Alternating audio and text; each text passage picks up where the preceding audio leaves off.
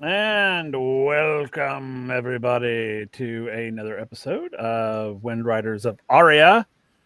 I am Will, or the Halfling Wizard, who has the honor of running this awesome game with this amazing group of folks. As soon as I get all my assets up that I obviously did not put in place because I was watching the video. Um, so yeah, again, I am Will or Halfling Wizard, and yay, Heavy Metal Game Master, welcome. I see you in there. We're going to go around and let everyone kind of introduce themselves real quick, and just tell us who you are, who you play, and what is your last memory from the last session. So this will be fun. So we're going to start with Slayer. Hi, everybody. I am Old Wormslayer, and I will be playing Gath Freddy tonight. And my last memory is the appearance of an old friend of ours that was nearly killed the last time we were at her base while she was on our ship. Okay. Because somebody turned one of her men into a bomb. Yes, they did. All right, let's go. We're going to go up to MC Henry up top.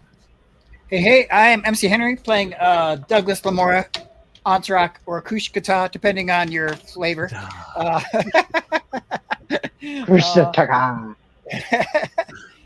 But yeah, my last memory was I was strapped down to a chair and I was about to get a tattoo, and I don't know if I've met this NPC before that walked in. No, but, you have not. Yes. No, you have not met her. She was introduced before you came on board. She's super fun though. So he was there when Silverblood lost his leg. Yeah. Yes, she was. She was there for a lot of that. All of it, actually. All right. Let's go over to Katarina. Hello, I'm Lisa. Winterwolf or Leia in chat. I play Katarina Zephyrian. I was at the administrative offices trying to get them to send a message to Fossa. I don't remember if I was there when Tasha came back. I can't remember. I know I was on my way back. No, you weren't at the tattoo parlor. Oh, is that where she showed up? I remember that she was there. Yeah. Okay, I think my last memory is they want the security code that's somewhere at the bottom of the ocean in order to send a message, and I'm just desperately trying to figure out how I can convince these people to send a message. Yeah, what is the great thing? You could probably also technically you have an expert in Douglas who has like a memory like a steel trap. Well, I can't. I'm trying to figure out. We never actually mentioned the security code in gameplay, but you would think as a security officer, if anybody would have had it. Oh, that's true. It was in the attaché folder that Douglas had. Oh, okay. Okay. Then there's a good chance when y'all got on the ship, he took the file and went to read it. So, I had just left the office trying desperately to rack my brain, like, how can I convince these people to let me send a message? Yeah. So, that was where I was. But I Okay. can't wait to meet Tasha because she saved my life last time I saw her. Aria. Okay. Cool. And now let's welcome back our fearless leader who has been on hiatus doing, real life stuff. That would be Riku.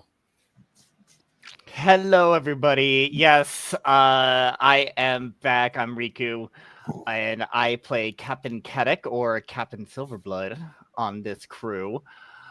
Yeah, I'm back after a bit of a hiatus between work and life stuff. So I'm glad to finally be back and getting back into this.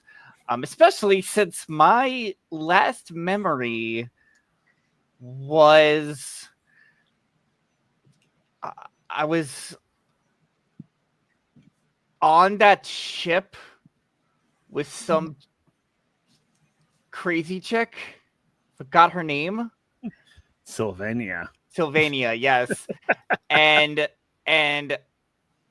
she essentially tried to get me to piss me off so I'd shoot her, and then we were going somewhere, and that's all I remember. That's fair. That's very fair. So that's what I remember. And from what I understand, the captain has been MIA for quite some time and no idea where I They have am no idea. or what's Then going on with everybody else. Exactly. Yes, I have intentionally left that in the dark, because I was wanting to wait till you were here so that we could play that. I didn't want to just do that because I wanted you to make those choices on your own, good or bad. That's Those fair. choices. That's perfectly fair. So, all right, and of course we are down one player this evening. Kel, who plays A, is out with technical difficulties, and that's okay. So yeah, when last we were here, a lot of shit happened. Yes, Douglas wanted to get a tattoo because he wanted to try something different and see if it would work. We're gonna wait. We'll get to that here soon. Katerina was trying to get a message to Fossa, but the folks in the communications office were not being very helpful. The Orphydians are very much like, the funny thing is Katerina would probably really like these people because they're actually very much by the book. They don't waver from the rules like really well. They're not very good with change and not doing the way it's supposed to be done. But yeah, well, you'll get to encounter more of that here in a little while. And I'm not sure, Redbeard, where were you? I think you were heading into town when we last saw you. Were you not? Or you went to talk to the captain, I think. Yes. Yeah. To try to see if he could get a message. Yeah, to see about like send a message to. Actually, I think I already talked to him, and he was gonna see what he could do. Yeah. You had talked to him, and he said he was going to try some of his connections and see if he could get a message through. Yeah. However, Death is not aware that Thalia is in the neighborhood. Nope. He would be happy to see her. But well, you'd be hoping it's she's in the area for good reasons, for our sake. Let's fingers crossed. And of course, Douglas and A were in the tattoo parlor when Talia made her appearance. So we're gonna start there. So Douglas, you're strapped to a table. Yep. And A is sort of there. And this woman out of nowhere just walks out of the shadows, basically, and says, or hello, boys, or boy, or hello there. I can't remember what she said specifically, but it was something in that vein. She said, "Hello, boys." Is that what it was? Okay, that's what I thought. Hello, boys. So what's your first reaction? Probably be like, hey, girl. A's response will be like, oh, shit.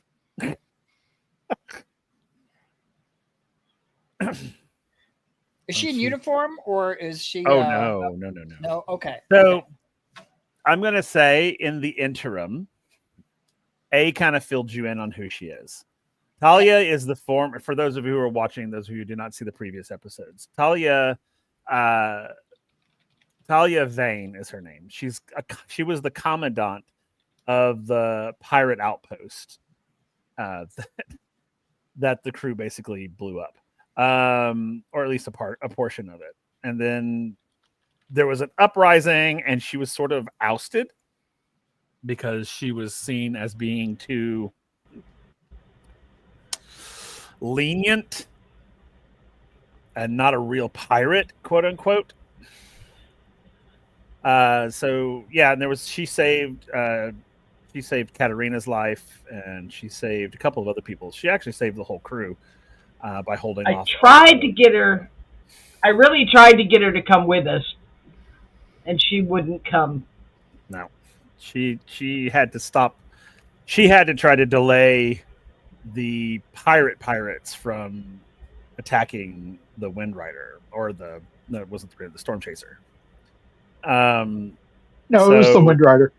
Oh, was it the Windrider? I couldn't remember which one it was. Yeah, it was before we got the Storm Chaser. Oh, that's right. It was before you got the Storm Chaser. So she was trying to prevent them from attacking a Fossan basically military vessel, causing all kinds of a stink. But yeah, she's sort of a anti-hero type character. She's shady, but there is honor among thieves. We'll say that. And Okay. she's tall. She's tall, very. She's not lean, but she's sort of muscular, and she's got dark black hair, sort of ivory skin. She's very stunning, actually. To everybody would be like, "Ooh, wow, look at you." So A would have filled you in on all that, and that she helped the Windrider escape and helped them while they were on the island and all that. So, and in what you're seeing now, she looks a little more ragtag. She looks a little more like on the run. She still looks fabulous, but she's less sort of like Catwoman and more like, Jubilee from Marvel.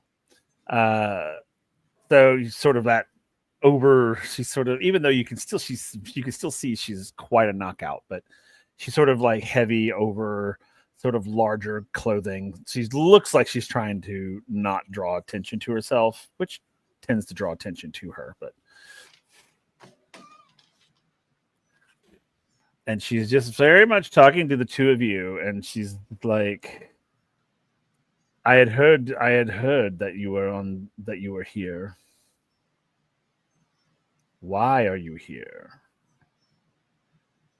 And we came on the Nautilus, right? Yes, correct. Okay. Oh, and this is their underground city, or their underwater city. Yeah, this is Orphydian. Okay. Well, that's a long story. I don't know if I'm the best person to tell it, but basically everything went to hell and we ran away from everything, and here we are. I could definitely fill you in on more details specifically, maybe when we're not in the middle of a tattoo parlor. But to cut a very long story short, that is what happened. She'll say, I do not know you. Hello, I am Commandant Thalia Vane. She extends her hand to you. How much am I strapped down? No, you're only on one arm. Oh, you could reach up with okay. your Okay, whichever so arm yeah, you're not I- getting a tattoo on. I would, reach up to shake her hand and Okay. tell her, yes, I am Douglas Lamora, serving with this rather curious crew, and I've heard a lot about you. Hmm. Oh, good, I would hope. I'd say about 80-20. 80-20. Oh, good. Then they were being truthful. So, well, and she'll look at both of you and she'll say, I see you're in the middle of something. I will meet with you later. You'll know when. And she says, I have some news about your captain. Oh, So- yes, we definitely need to catch up then. Yes. So I will let you get back to this. And she indicates the tattooing. As she just sort of backs out into the shadow and disappears. It's like just gone. Okay. Yeah. And then the little lady comes out and she goes, Are you ready? Yeah, light it up. All right, cool. And this is all sort of like Polynesian style tattooing. This is the bone and the hammering and the painfulness of all of that. And she asks you, what are you wanting specifically? So, what I want is a picture of a flame, and inside that flame, what I would consider what Entourage would consider the most important words to the spell blaze. So, whatever the Okay. most important words are, probably like 2 or 3 words that make the spell link together. And that is a fire spell. It creates a flame that extends 20 feet away in in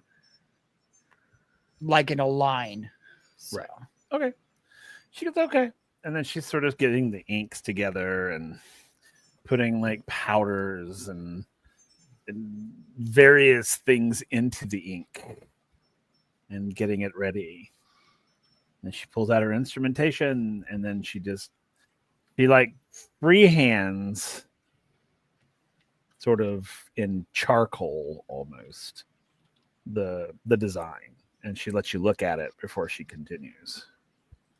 So it's actually probably better than what you had actually described. Right. She does tell you that she's going to put the words in another language that you know, Okay.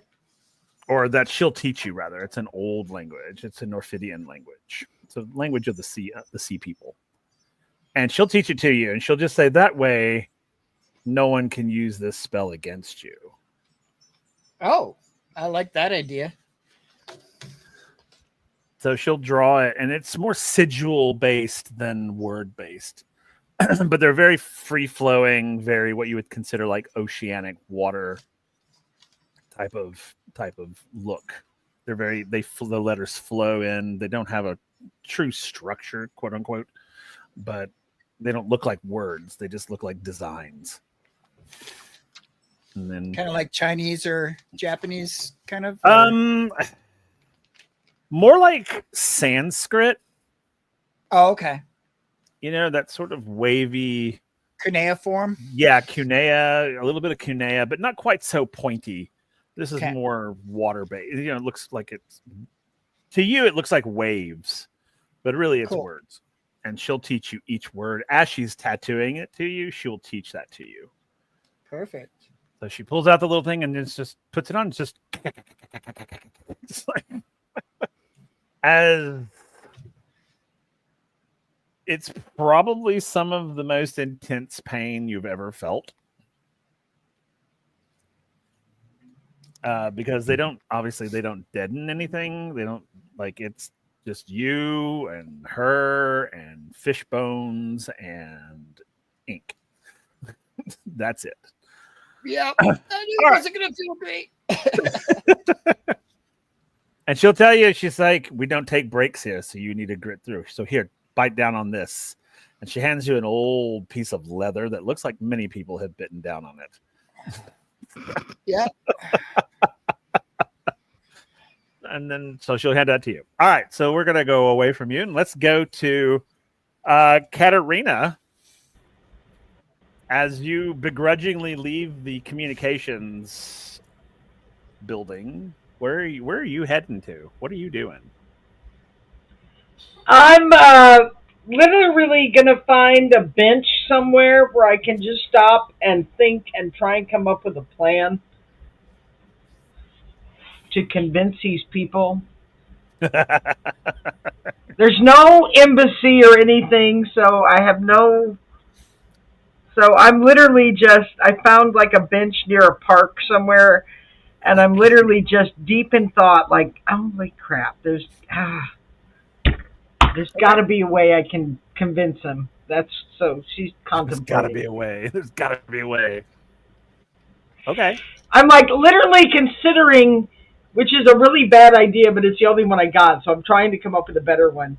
Like giving them an old security code and saying, look, this is an old security code, but you can hold me here in detention until they answer and tell you that I'm legit. But I really don't want to do that, so I know, it's a terrible idea. Sure. That's all she's got right now. That's so fair. She's trying to come up with a better plan. Okay. All right, real quick. What about Redbeard? What is he up to? He's going to find a spot to like drink, get something to eat, and relax. Also, point of order, Lisa, just as a reminder, use an old security code might be bad considering we're dead.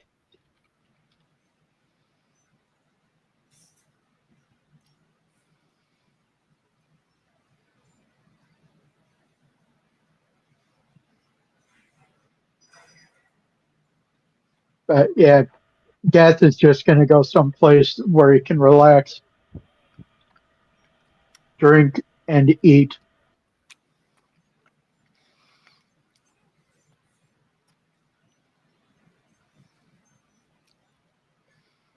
That is very fair. You are dead, technically. But you know what? I like the plan. I think you should totally try it. And see what happens. Just saying. You're not a Saiyan. Hey, Hatter, welcome in. Welcome, my friend. So, all right. So, what were you up to, Slayer or Redbeard? He's someplace where, like, if anybody wanted to find him, they could. Just okay. Drinking and eating. Okay, cool. Not getting smashed, just right. Relaxing. Yeah, there's like a sort of like central area where all the avenues sort of lead to, and there's full of like food vendors and shops and things of that nature. So you can sit there. There's no way that they would miss you. if they're walking through. So, okay. Yep. Okay, so now let's go to our lovely captain. So when last he was here,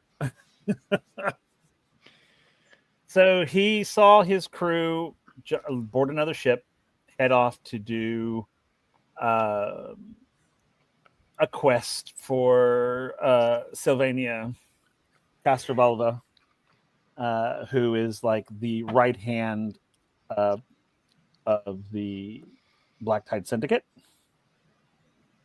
And she's a very formidable character, has no qualms about killing people. She has absolutely zero conscience. So you see your crew going. They sail off. As they sail off, she looks at you and she says, "You look hungry. Would you like some food?"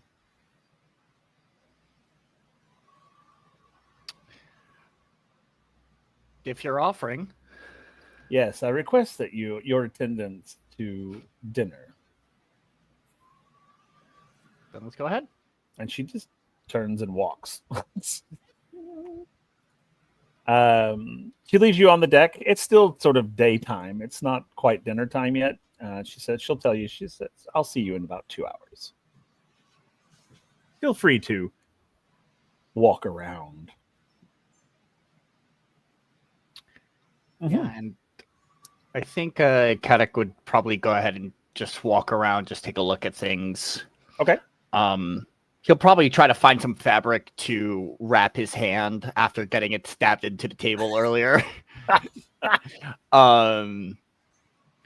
other than that, I'm gonna just be walking around observing. Okay. One of the crew members will see that you need assistance. It will help you, like, wrap your hand, in a good way so you don't get an infection. So try to sterilize it and sort of that sort of thing. So as you walk around, is there anything in particular you're looking for or looking at, or? Honestly,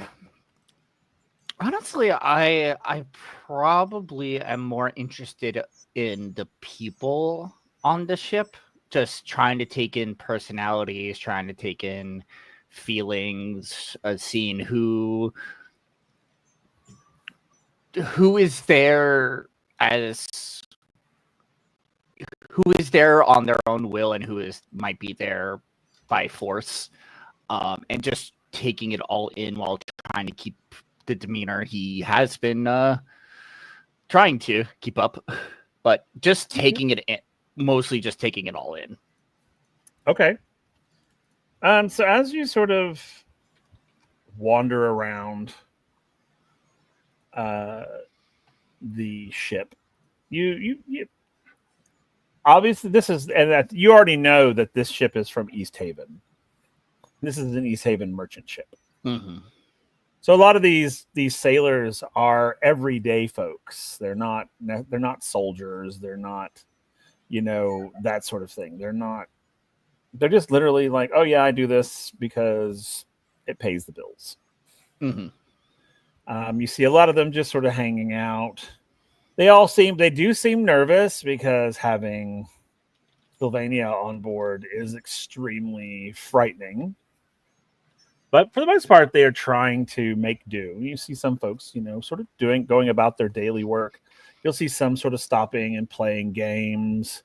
You see some writing letters, possibly to their loved ones, that sort of thing. But, there doesn't seem to be anything. There doesn't seem to be anything unusual about this ship. It literally just looks like a merchant ship. It acts like a merchant ship. That's all up on deck. Okay. Okay. So what else would you want to do? I mean, that walking around the deck of this ship, the upper deck, probably takes you about half an hour, 45 minutes. Mm-hmm.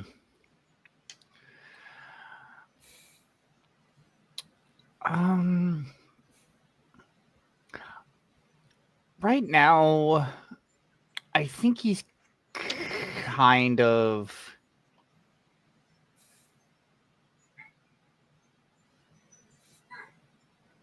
keeping to himself. His concern about his crew is probably still on his mind, and at some point probably is just looking over the edge of the ship, just looking out onto everything. I don't think he's probably doing too much right now, and it's just waiting out time. If I'm being honest with you, that's probably what he'd be up to. That's fair. No, that makes total sense. The one thing is the ship's not moving. That's one thing you do know is that they've drawn their sails and strapped the anchor. And gotcha. So they're all just sort of sitting there. Okay. And the crew doesn't really know what to do.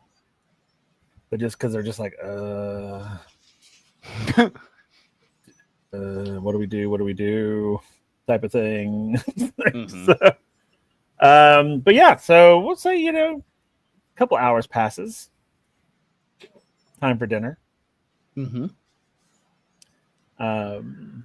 If you go to the captain's sort of dining area, which would be basically the captain's cabin. Yes, Hatter, you have missed a lot. A lot. Me too. So yeah. You and I are in the same boat right now. So when you walk into the captain's cabin, you see immediately this sort of opulent spread. Like this long table with all this food on it. I mean, it almost looks like it's every morsel of food the ship had on it. It's like on this table. And Sylvania is there and a couple of her sort of minions. When you walk in, she says, Captain, please have a seat. I will definitely go ahead and sit down. I think seeing all of this food just has him like almost salivating now. the internal kid of seeing all this food it's probably taking over at this point. That's fair. And she'll say, please. Just like trying to keep it together. Yeah, that's fair. And she says, please help yourself. Don't mind if I do. And I go for whatever is the meatiest thing that it's there. That seems to be fowl, like roasted fowl, and it looks like some sort of beef or meat. There are other things. There's breads and vegetables and fruits and manner of things, like multiple courses. And she just, at the end of the table, sort of her fingers up, watching you. Her minions are eating as well. The other people around the table, they're also eating. She doesn't seem to be eating.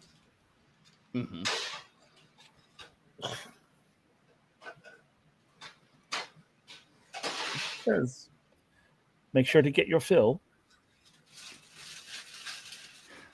And I'm gonna say, as kind of a reply to that, say, got something big for me, fatting me up for the slaughter. It's kind of like trying to crack a joke in this moment. And she sort of gives that laugh. And she's just sort of like, Lawton, why would I want to do that? You're much more of use to me alive than dead. Fair. So what's this all about then? Oh, we'll see. I'm awaiting word on something. and then we'll know. Okay. But please, eat, drink. We should know something soon.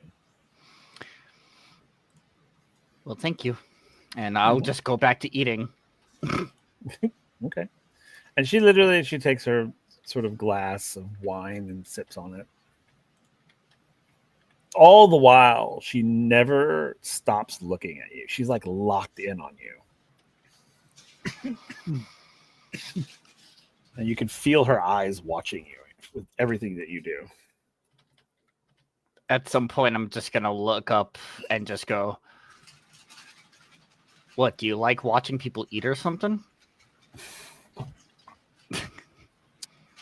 I find eating fascinating. You're no offense attended, but you're definitely unique in the type of people I've met recently.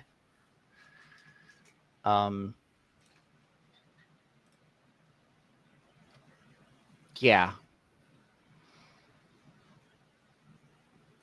I take that as a compliment, I'm assuming. Just an observation. Oh, yes. We are unique. Mm-hmm.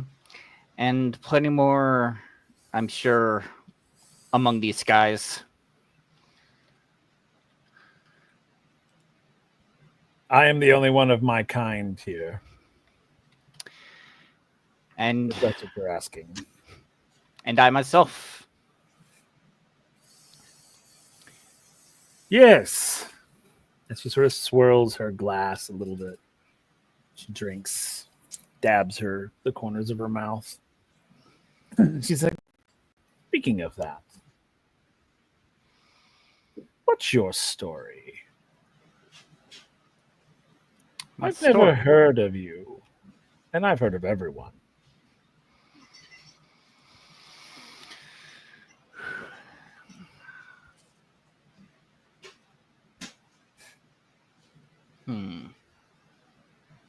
What did he say?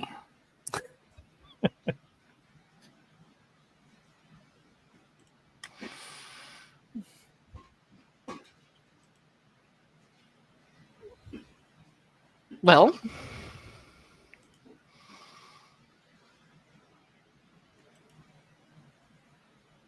we've all kind of have to start somewhere, I guess.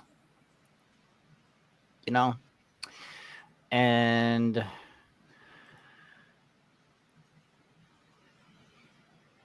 I guess I could say my story happened when I was young. Kind of took things into my own hands, enjoyed the freedom of the skies and the seas, and kind of just fell into this. I wasn't the most ideal child for my parents, but I've been able to serve myself well, so to say.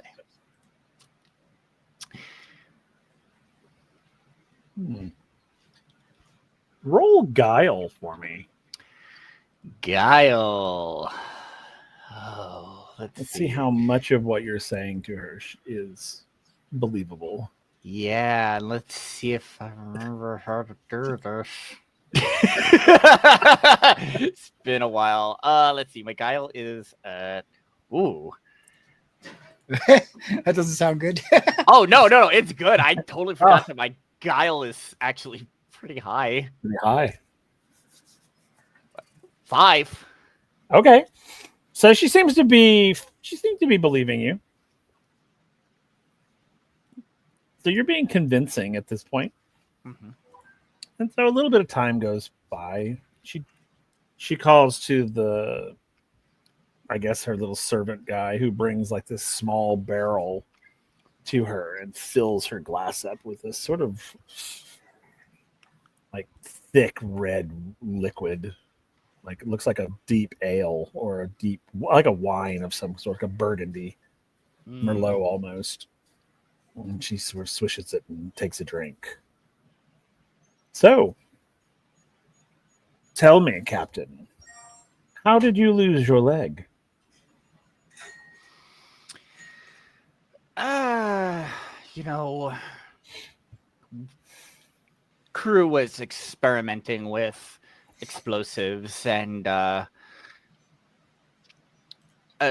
me to take a look at one of the things that they've made, and let's just say they misjudged their strength of the powder that they used. I assume you had them killed instantly. Oh, absolutely.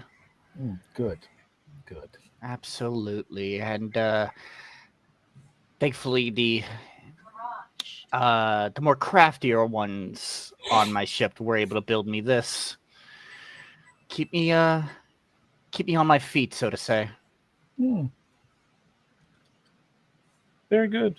And she sort of swirls and drinks some more, while everyone else is sort of eating and just sort of, it's they're not by any means do they have any manners. It's just like tear and eat, tear and eat, tear and eat. And she sort of apologizes for the nature of their consumption. Like not everyone can be as mannered as you and I. True, but I've lived a life of just, well, I'm here because I am who I am. Why not let others be who they are too, even if that means having more uncultured manners. I find it rather offensive as she pulls her gun and shoots one of the guys in the head. He just lumps down to the ground. The others just sort of stop. And they like pick up their silverware and they start eating like little civilized. Because that's better, I think. No need for us to be uncivilized in a civilized world, wouldn't you say? I mean, as you take a napkin and wipe the blood that has spattered upon you. Actually, no, I don't even use the napkin. Okay. I use like the rag that's around my hand. I use that to wipe it off. Very great. And just end up adding more blood to it. I'm like, whatever. Okay, cool. And he kind of gives a question of, but is what we do civilized? Oh, absolutely. At least what I do is civilized. And what is it that you do? I would love to learn more about your practices. I bring order to chaos, calm to the storm. That's my job in this chaotic, uncivilized world, is to bring civility to everyone. Admirable, I would say. She sort of raises her glass to you, takes another drink. That said, it's almost like we're two sides of the same coin. You thrive in order, I thrive in chaos. Chaos. No, there's no place for chaos. Chaos is ugly, dirty, must be cleansed from the world. No offense, of course, Captain. None taken. I just see order as so, boring. That's fair. Too structured, too chained down. Very fair. I see it as perfection.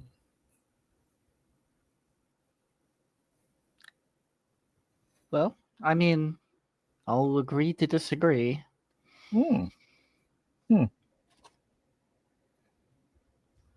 She takes another sip from her glass. few more minutes pass.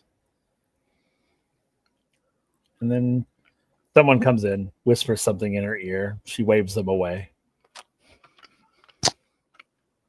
And she's like, Captain, tell me, how did someone I don't know appear suddenly and take down one of our very important ships?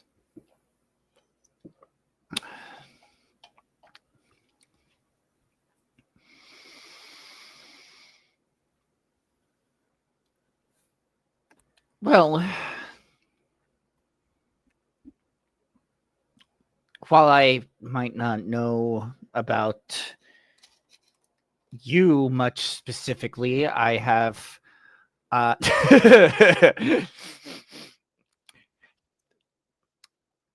Antarak, true, but not solo right now. For those that Antarak said, let me show you how. I wish I was strong enough to do that. I was like, I've gotten to know and watch a lot of the Black Tide Syndicate and their work, observing from afar. We just found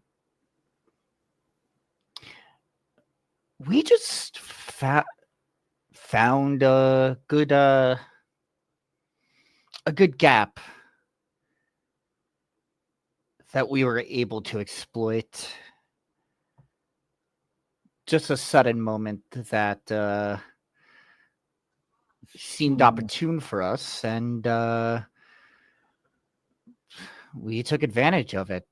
Trust me, we weren't as prepared as we were, but like I said, the Thriving Chaos decided to just go for it.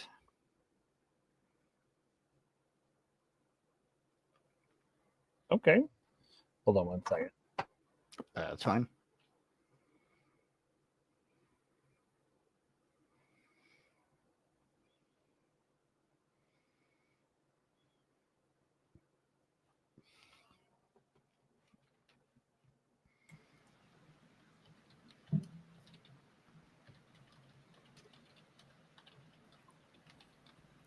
She goes, that's impressive. So are you telling me that it was luck that you took down one of the most fortified Black Tide Syndicate merchant ships in the fleet by luck? The timing may have been luck. Maybe in a couple months or maybe a couple weeks, we may have figured out a more structured plan. But right place, right time allowed us to jump in a lot quicker. Now, the luck is just that, the right place, right time. But when it comes to actually taking down the ship, that was my crew's expertise.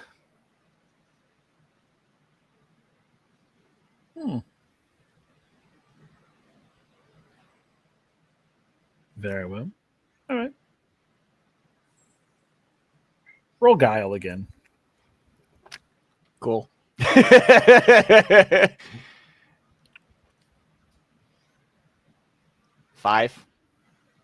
Okay. She's believing you. You're making it pretty good so far. I'm doing my goddamn best.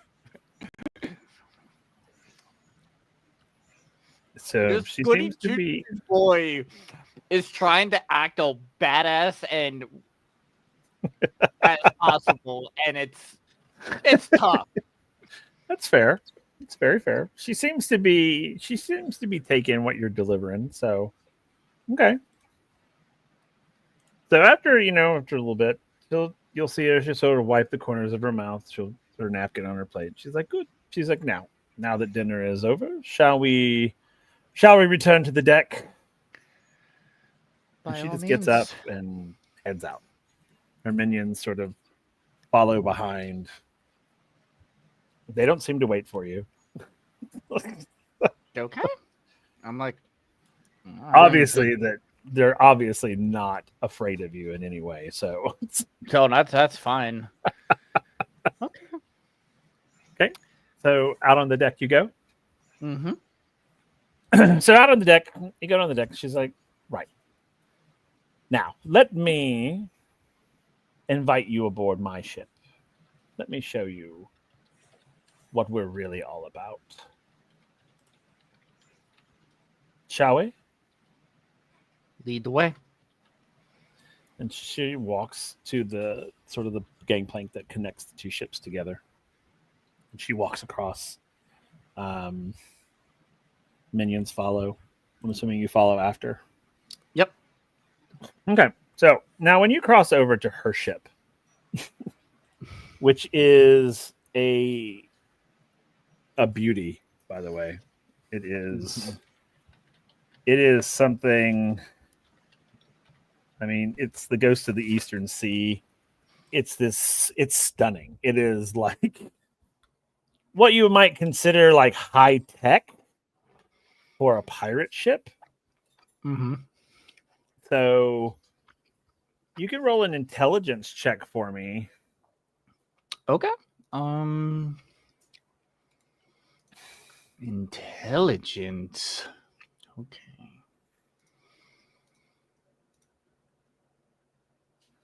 That'll be a 4. Okay, 4 is not bad, and I'm gonna actually give you a surge on that. Oh, okay. I'll take it. 'Cause you would kind of know what I have you looking for. You would kind of know if you Okay. saw it. So as you're walking on this ship and looking at sort of its structure, its armaments, its everything, you're taking it all in. Oh, the surge would bring me. The surge would bring me to a 9. Okay, perfect, excellent. So as you're walking on the ship, and as, you know, she's not showing you around, but her minions kind of are. She takes her place sort of at the wheel, up on the wheel deck, and just sort of observing. But as you pass by some of the upper deck weaponry and things of that nature, you notice some of this equipment is very familiar to you, as it is Fossan technology. Obviously stolen. Yeah. And it looks like they sort of integrated it into their ship and made upgrades to it. So something as simple as like a pulse cannon is like way more dangerous here than just a typical one.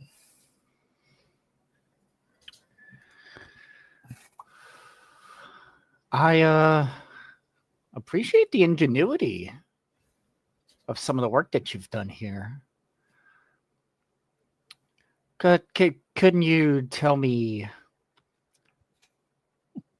where were you able to get this tech?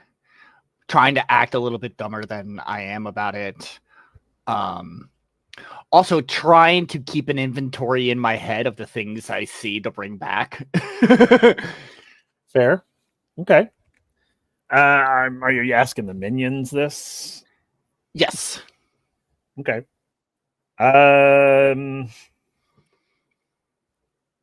They don't really seem to know much.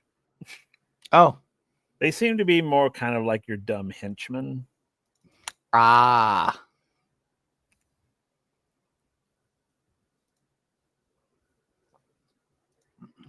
Okay. I'm like, all right, keep your secrets. And they're just sort of like, yeah, I mean, they're really just sort of like muscle more than anything else. Oh, that's fine.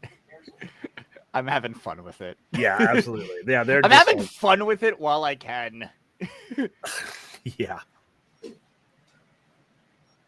So while you're sort of meandering and taking inventory, They invite you to go below deck and check out the things below deck as well.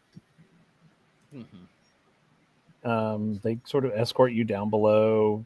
They show you sort of the quarters, and they're giving you a full-on tour. Like they're showing you everything, which is very unusual. Oh yeah. So they take you to like the gun deck. They take you to the engine room. And when you look at the gun, like on the gun deck, this ship has a lot of guns. It has multiple gun decks, actually. It's got 3. Think of it like a Spanish galleon, like from the largest of the Spanish galleons. It's sort of 3 cannon decks. Pulse cannons, standard cannons. I mean, she's armed to the teeth. I mean, she is like, wow. You go down below, they take you to the engine room. The engine room has like fusion-based engines, which could rival a Fossan like the WindRider. I mean, WindRider is still more advanced than this one, but they're pretty close. Again, you're seeing a lot of Fossan technology sort of integrated into this ship. And as you're sort of in the engine rooms, you see the engine reactors sort of light up. That hum, that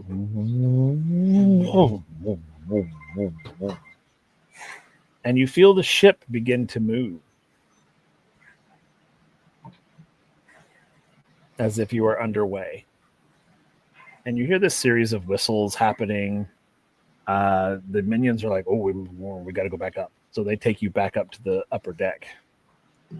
As you get to the upper deck, you see the Ghost of the Eastern Seas pulling away from the merchant ship. Okay.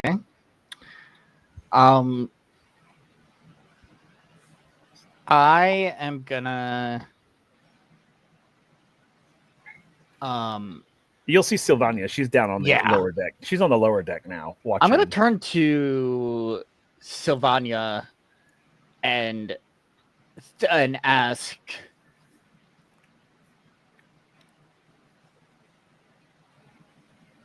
done here? I'm just gonna ask, you're done here already? Oh, just a moment, Captain. And she sort of, puts her hand up, turns back, waves her other hand, and you hear this sound, and then as you see 3 pulse waves hit the merchant ship, obliterating it, just shatters it. You hear screaming and this, that, as it just sort of up and then just falls, pieces just fall into the ocean. I pull out my pistol, cock it, and aim right at her. Okay. Love that. And she says, and she doesn't even look at you. And she says, make the shot count.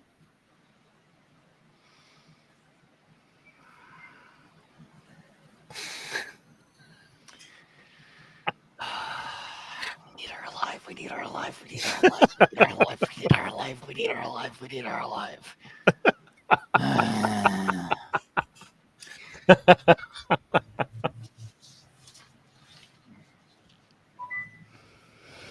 Like I said, she didn't even look at you.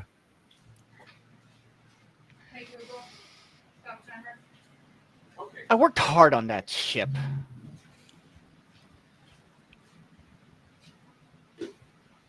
Well, this was the East Haven merchant ship. This is not y'all's ship. Oh, this is not our ship. Okay, never mind. No. This is not y'all's ship. Oh, okay. No, then no, I don't pull out my pistol. Oh, okay, cool. If it's the merchant ship, then I'm gonna. Yeah. No, she just, he's like angry as all hell at this, but he is keeping that demeanor of whatever. Right. So we don't really as you see the merchant ship explode, she looks for a second, and then she turns back to you and she goes, "Yes, you were saying." So, are you done here or something? Are you're not going to wait for the crew to return from your expedition? Oh yes, there's no need for that. They're dead.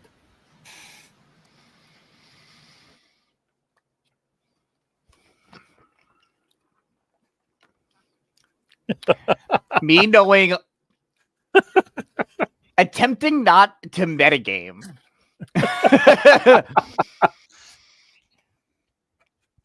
But also knowing the protocols our have in place, I'm trying to figure out if I'm going to believe this or not. Okay. Because, well, I mean, there's going to be a little bit of concern of what if they're actually dead, but if I feel like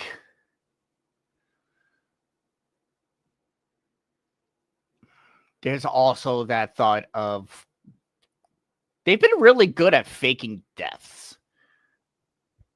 What if this is just another fake death to throw them off their trail? And that is, I guess my question here is how much would Kedek know that this is something that faking their death would be something that they would do in a situation like this? Like, is this something that that he might have a little bit of, I don't want to say hope, like more like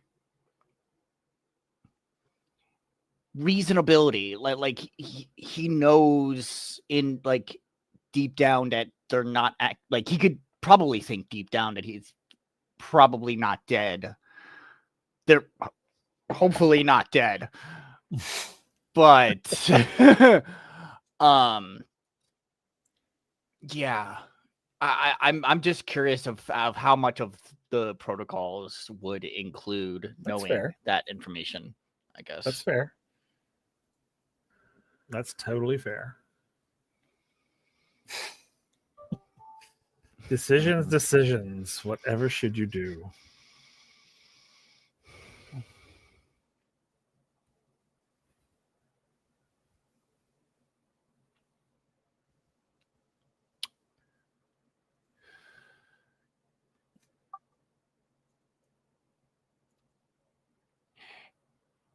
Is there something I can roll to see if I'm keeping it together? Because I think at this point he's gonna try to simply be like, there's more than where that's coming from, but he might be, but deep down he emotions. he's trying to keep up the badass attitude, I guess. That's fair. Let's see what we got. How about survival? Let's do survival. As if he's trying to survive the idea. My friends are dead. Yeah. How do I survive in this situation? So 10. 10? Oh yeah. So yep, you're with a surge. Yeah. So I mean, you're able to hold it together. Mm-hmm. So I think that he would truly believe that they probably aren't dead and this is some sort of ploy. Yeah. That's what I was thinking, yeah. Yeah, I would think for sure that he probably was like, okay, yeah, whatever. I have faith. So yeah, he's gonna turn and just go, oh, shame. There's more where they came from. Good. And then she like puts her arm around your shoulders. Immediately it's cold. It's like, feels like death. And she says, It wasn't them that we cared about anyway. It was you. We wanted you. Oh, it feels so good to be special. Yes. I had one of my men take care of your crew by sabotaging their ship. So once they got to their location and they tried to make it back, the ship would explode, killing them all. Clever. Yes, I thought so. So now, if you would not mind following my minions down below, and they'll make you comfortable on our journey.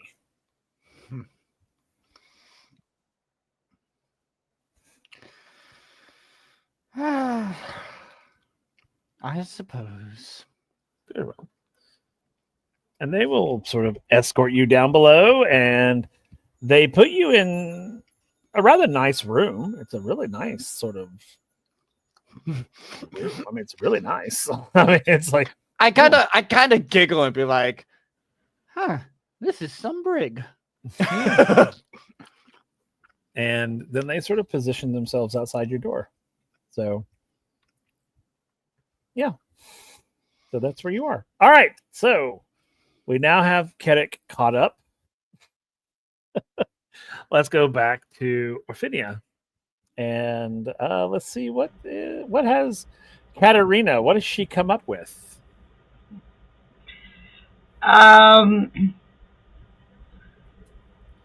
She has no other plan, so she's going to try again. Okay. Back into the administration building. Okay. So you re-enter the administration building. You go back to the communications area. You see the same woman that you dealt with the first time. And she says, I see you're back. You have the authorization code? Yes and no. I have an authorization code, which I'm fairly sure has been changed since I was there. But as I said, this is a matter of life and death. So I have a proposal for you.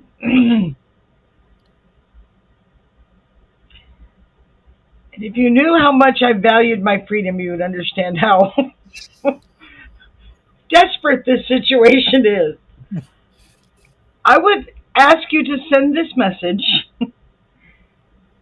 using this outdated code in the hopes that someone there will see it and pass it on. And in return, you may keep me here just in good faith to show that I'm not trying to do anything nefarious until hopefully we get a response. Is that a possibility? She just looks at you with a very blank look. And she'll say, according to Orphydian security regulations, paragraph or section 14, paragraph 5, subparagraph 5.2, no authorization codes other than current authorization codes may be used without penalty of imprisonment or worse. Worse? Yes. Here, such things are considered terrorism, basically. I am not a terrorist, I assure you. So,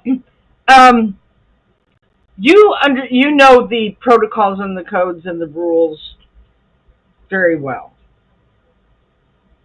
which as a like-minded person I appreciate. So I would ask you, is there anything in the rules for extenuating circumstances? Is there any avenue I can take in the rules?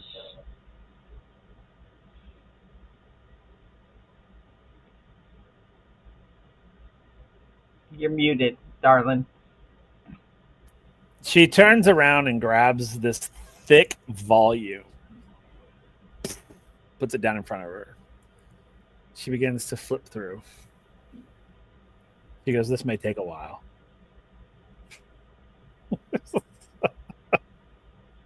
As she sort Take of your time. I'll flips be through right here.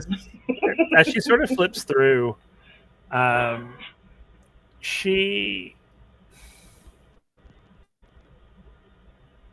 she does not find anything that allows for extenuating circumstances. However, she does say that there is a provision in Section 33, Paragraph 2, Subparagraph 217, that does say that if you had a verifiable Fossan government official with you, they could do it. Or a government official of the country in which you wish to communicate. Okay. And where might I find such an official? Well, I have no idea. I thought you would know somebody. Well, I'm new here. Is there somewhere in the city that such an official would check in when they arrived? As a diplomat? I mean, technically here, but I have not seen any Fossan diplomats. Actually, you're the very first Fossan I've seen in 30, 40 years. Really? Mm-hmm.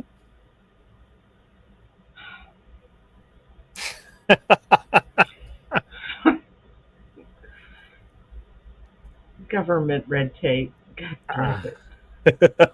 Well, if this is my only option, then I shall depart and search for a Fossan representative. When you do, return and we will send your message. And what sort of identification would they have to show is required according to your book? I don't believe someone's going to walk in and say, "Hi, I'm a Fossan representative." She'll say that they have to have like official diplomatic papers. Okay. Thank you. You're welcome. Have a great day. I hope no one dies during this delay. Yes. That would be very unfortunate. Yes, it would. Have a wonderful day. She's just like... All right.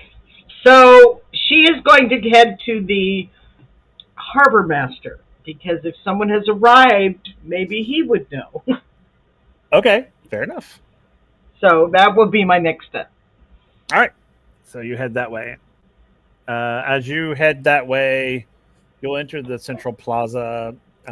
Redbeard, you'll see Katarina. You won't be able to miss her because she has to pass literally right by you.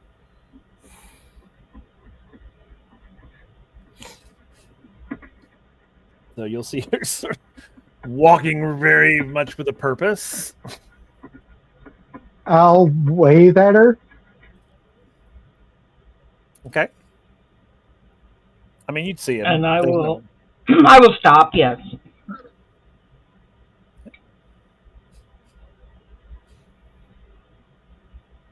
I'm still working on contacting Fossa. There's a lot of government red tape to maneuver.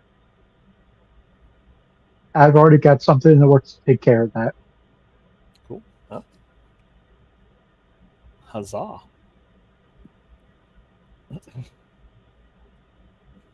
So, is it a for sure thing, or should I continue pursuing my avenue?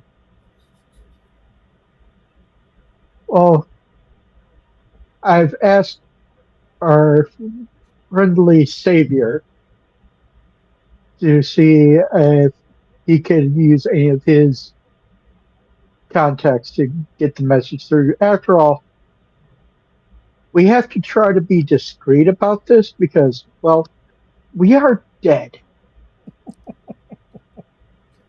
Dead. Are you doubting my discretion? I'm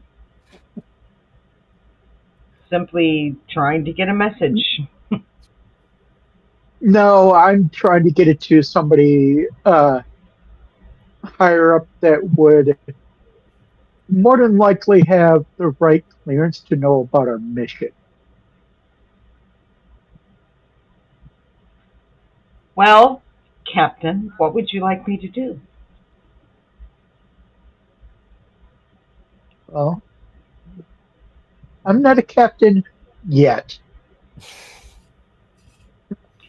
Well, acting captain, what would you like me to do? All right. So, what's the red tape you have to go through? You have to present current security codes. Our security codes are at the bottom of the ocean. You In the didn't take absence of time to that, you memorize have. them? What was that? No, I did not. All right. In the I absence of don't think I that, you got the have. chance to. Go ahead. In the absence of that, you have to have a representative of the Fossan government with the proper papers. Oh, boy, that's a cluster.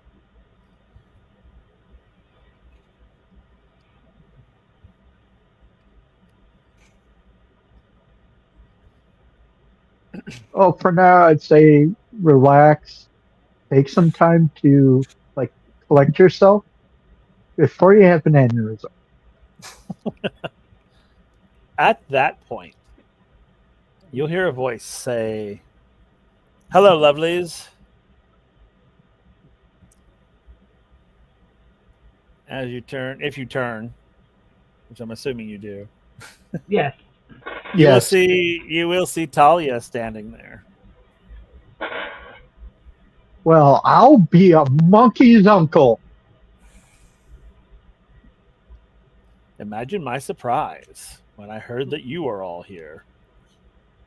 One of the last people I expected to see here, but I am very glad that you um, escaped your former location safely. Oh yeah, of course. I had I had measures in place for that, for such a thing. So what brings you here?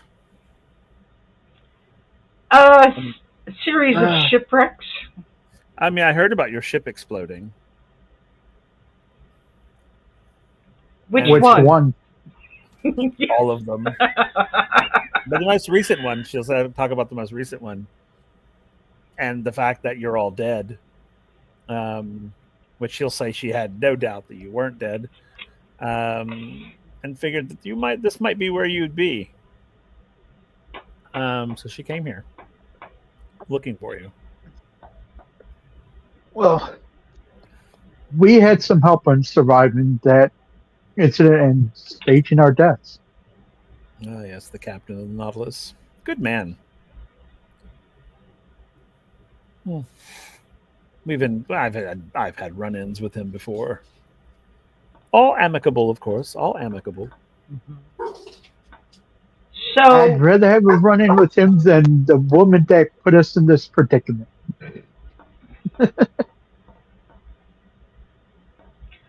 we're currently trying to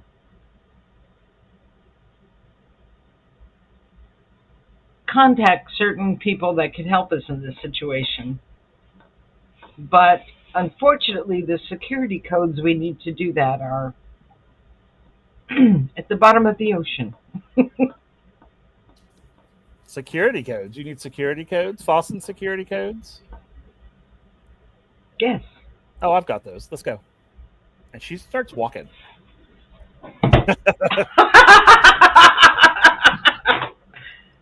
Are they current? I knew I liked you. She's like, they're the most current, I can assure you. Oh, right. You're good friends with one of our high-ranking officers. Sure, we'll go with that. All right, shall we go and make a call?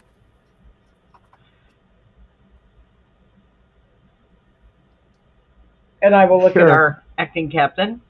Yes.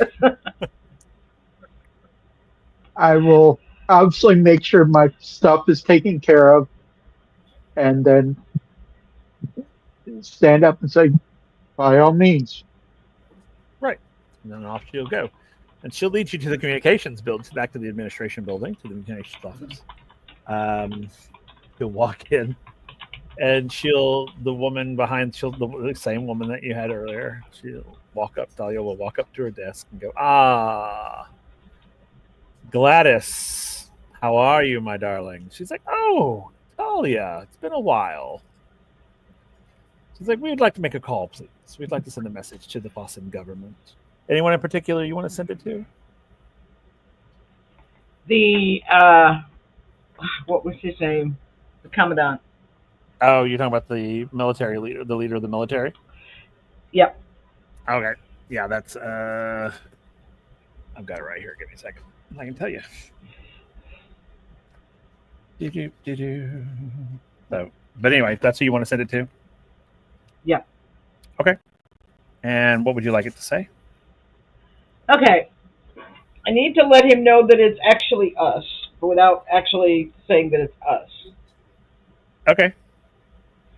So I'm going to confer with Redbeard just to make sure, but I'm going to say,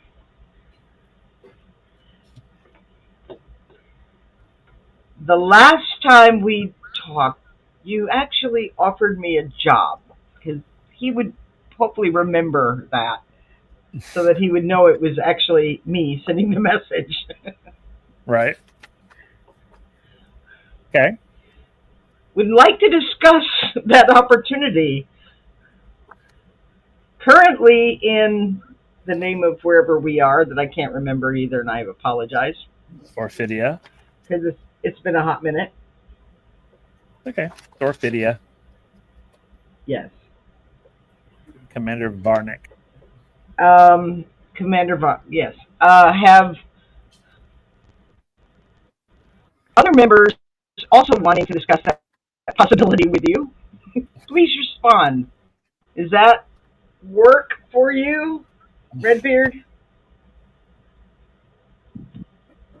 And do you want to add anything to it? That's staged for safety.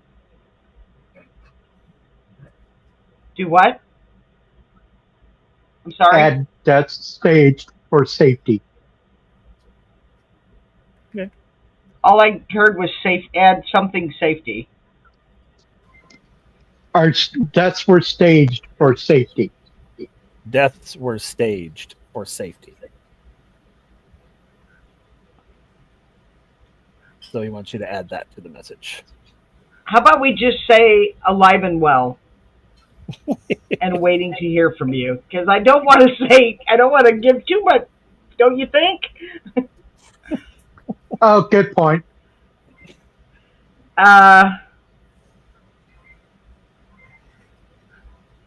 Your winged friend, Kay.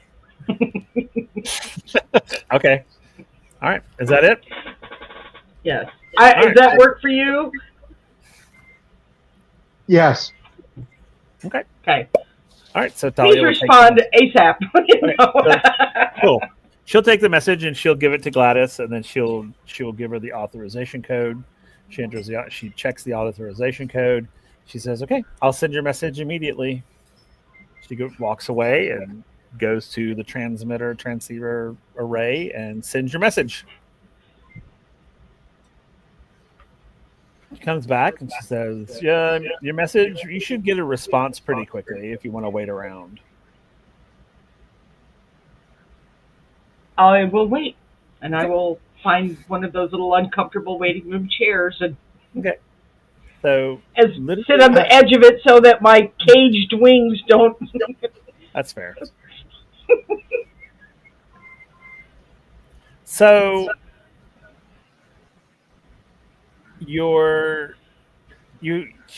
Gladys comes back, and we hear this sort of noise, this sort of doodle doot.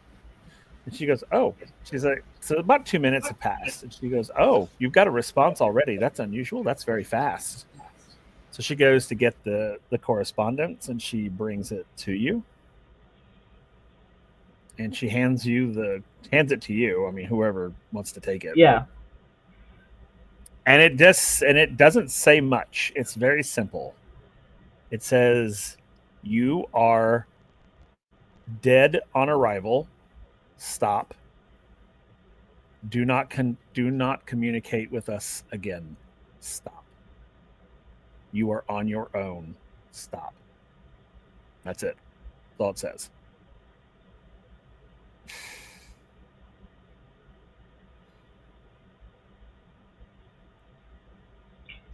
Thank you, Gladys. You're welcome. All of that for that. Yeah, all of that for that. It's like, well, I'm going to have some words with that gentleman if I ever see him again.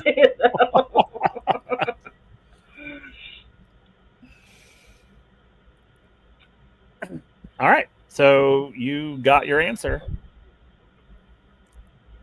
All right. So while you're stewing on that, I'm going to go back over to Douglas Antarak over there getting his tattoo. So it's been a few hours of excruciating pain. Yeah. But it's done. And she sort of wipes it down with almost like an aloe vera type gel. And then she lets you look at it. And did you want it in color or is it like a black line? I would assume it would have been in color. Okay. Yeah. I mean, it's whatever you want it to be. So yeah. It'll be you'll see these vibrant colors. Quite beautiful work, actually. The fire looks realistic. He's very impressed. He's like, "Wow, you live up to your reputation." And she'll wrap it in this sort of like organic material. And she'll tell you to leave it on for a day and then take it off. And then she'll give you a little sort of canister of a salve. And she's like, you'll need to, once you take off the wrapping, you'll need to put this on it at least twice a day. Keep it out of direct sunlight if you can. Try not to get it wet too much. You want to wash it a little bit, but pat it, sort of don't rub it. She gives you the whole rundown. Yeah. She's like, the pain will go. The pain will stop. It'll stop hurting in a couple of days. You didn't seem too surprised by my request. Have you done tattoos like this before? I've done everything, darling. Nothing surprises me anymore. Cool. Well, I will maybe be back, and I'll give her a big tip, whatever that is. Okay. Fair enough.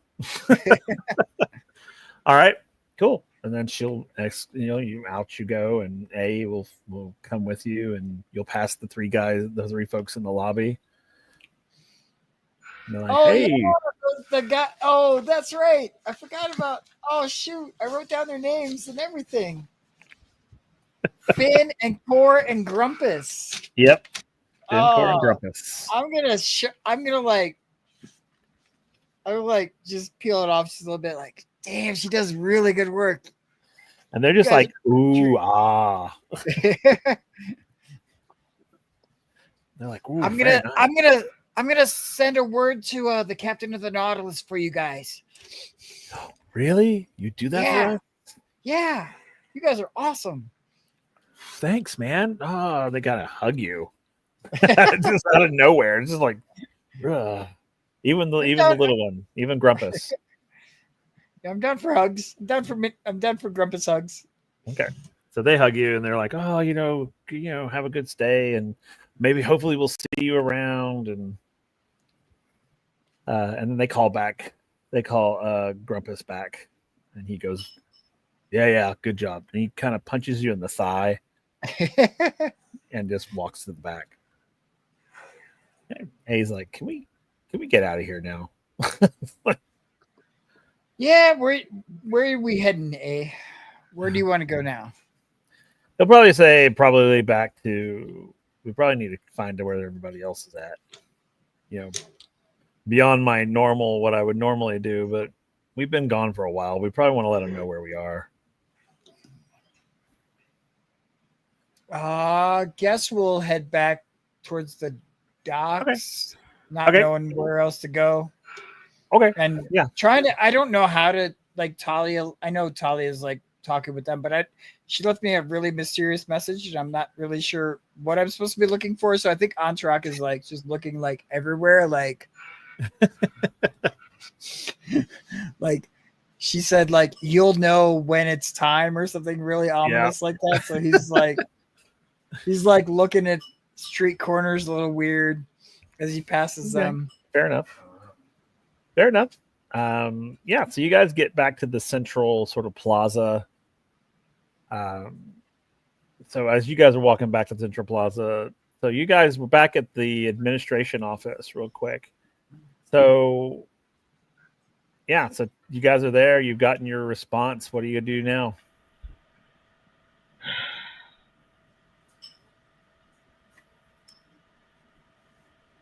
Oh, Well, that's a bad situation for us. well, not necessarily. I mean, they know we got. They know that we're here. I'm assuming the message meant we can't do anything to help you, but they know we're here. So now I think the only option I can think of is to try and secure a vessel that we can use to get back to where we need to get to. So we can go rescue our friend. Let's hope that's the case. Okay. So Talia's like, where are the others? I thought they would be here with you. A and the little one. What was his name? Soot? Dig or Soot. He and we correspond regularly. No, he's a new fellow. I've never met him before until now. I met him in A. They were Oh, Douglas. Douglas, that's his name. Seems like a nice little guy. So that's where he went out to. Is it true that he was a god for a while? Yeah, to some indigenous people on an island. I think it was Kushkata. Is that what it was? I believe that was what one of my informants told me of. Interesting. Very well. Shall we go find A and Kushkata? And I have some information for you all.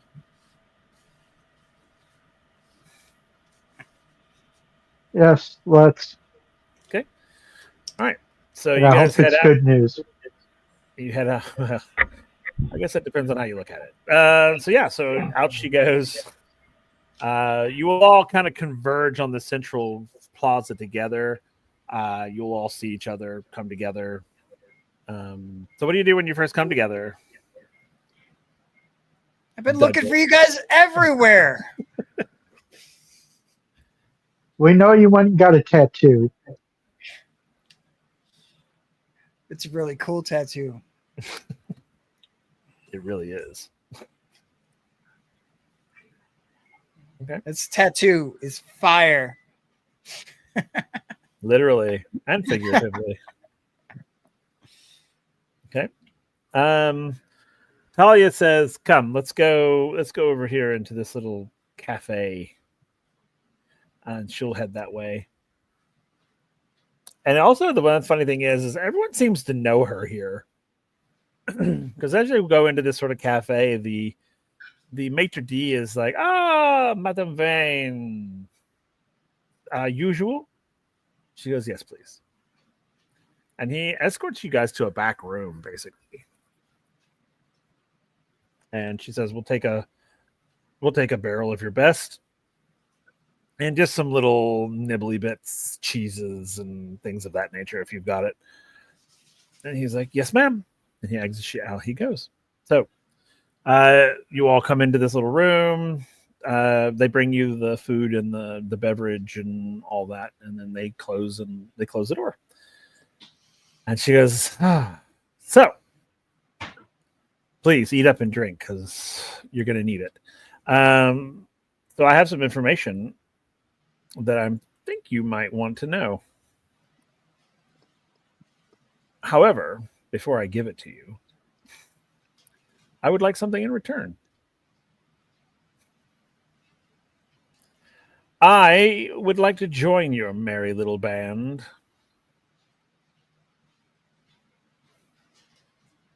Temporarily, of course, but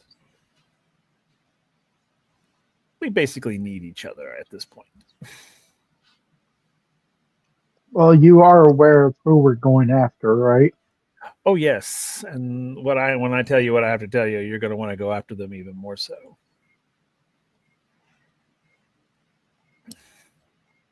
So, do we have a bargain?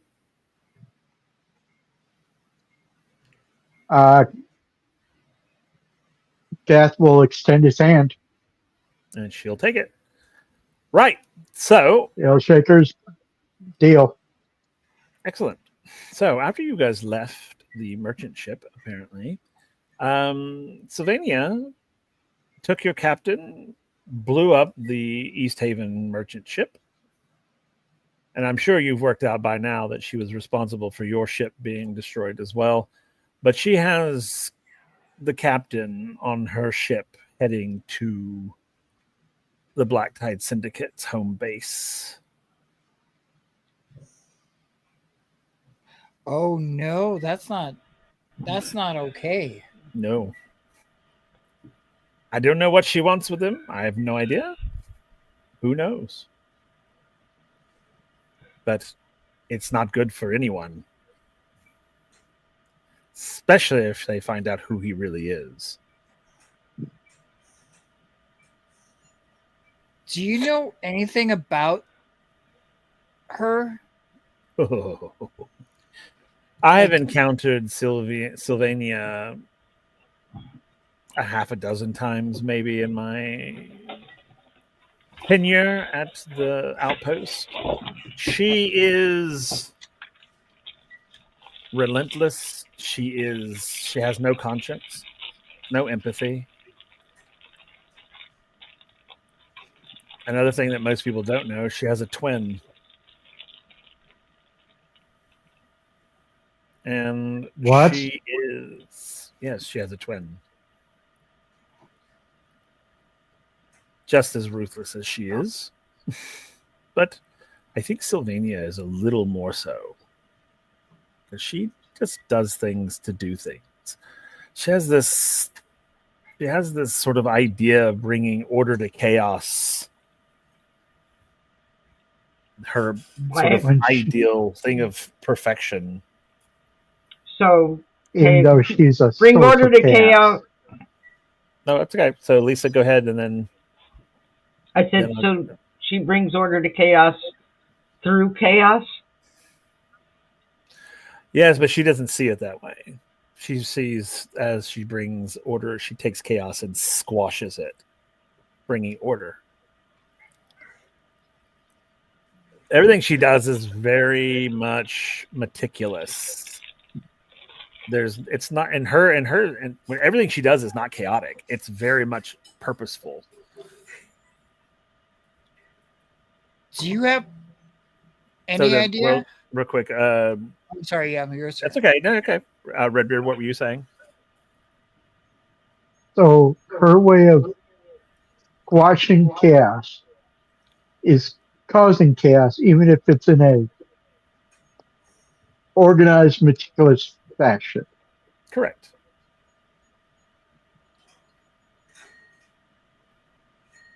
Oh, great! We're dealing with another whack job. That's an understatement. All right. So, Douglas, what you were saying, or Antarak, what were you saying? I'm getting vibes that we trust Talia here. Is that true? Or You can ask the group.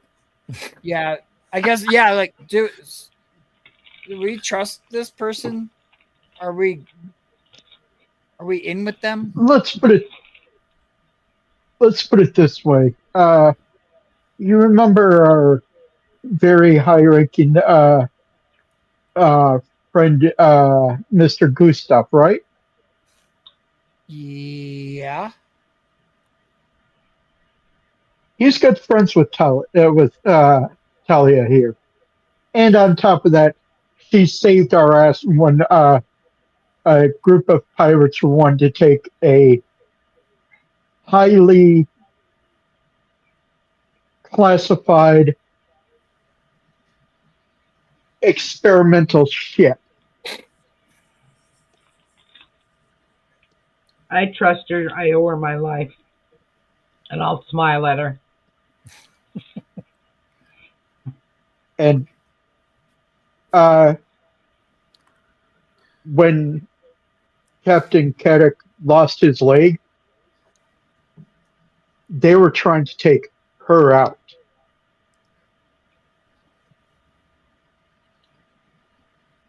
So I think I'm going to pull out the artifact, which I still don't know what it looks like. And I'm gonna be like, so 2 questions. Do you have any idea what this is? And do you have any plan as to how to rescue our captain? She takes the artifact and kind of looks at it. And then she tosses it back to you. She's like, I have no idea what that is. Looks like a piece of junk. Where'd you get it? It's what Go ahead.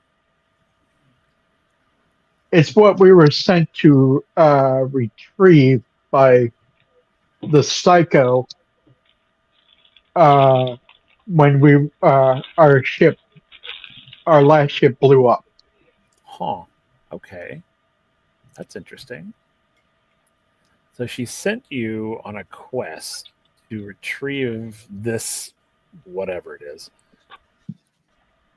And yet, that's unusual for her. She had a very specific map that was drawn on human skin for us to follow. Huh. That's completely outside of her normal MO. She's not a treasure hunter. She doesn't even like this is unusual. This is strange. Are you sure you were dealing with Sylvania? Well, according to you, she has a twin, so no. Yes, have Lavinia no is her reference. twin. They're identical. I mean, you would not be able to tell them apart. I mean, I wouldn't have been able to tell them apart True. anyways, because I had never met them before. That's fair. This doesn't sound like Sylvania. This sounds like Lavinia. That's her sister. Who, like I said, it's just as ruthless, but why would she be Well, which one will shoot people at random? Well, they both would. And if Lavinia is pretending to be Sylvania, then she would do exactly what Sylvania would do. But why? That's unusual. Okay, now we've got to figure out what that's about. Because that's May I? Go ahead. Sorry. That's unusual. May I ask you a very delicate question? Certainly. You have always struck me as someone who has a very healthy sense of survival. Mm-hmm. What's your stake in this? Why would you risk your life going up against these people? because these people have taken everything that I cared about away from me. Before these people came onto the scene, I literally was order. The pirates were fine. There was no internal squabbling. There was no attacking of random merchant ships. There was no, we stayed off the lines. We sort of had like a truce with most of the nations on the planet. But then the Black Tide Syndicate came along and literally just took everything, brought this sort of order, quote unquote. And literally that whole thing that happened back at the outpost was because of them. So Fair enough. I have So- a bit of a vendetta. She is not the head of the syndicate. Do you know Sylvania? who is? Oh Right. yeah, Sylvania is not. She's like the strong arm of the syndicate. Nobody knows who's actually in charge of the syndicate. Like nobody knows who the head person is. Do you No one's know? ever seen them. Do you know where their home base is? I don't, but I know someone who does. Also fair enough. So, Thank you. of course. So, we're going to need a ship. And I think I have just the one. You will all just sort of wait here. I'll be back, or we'll meet back here in about an hour.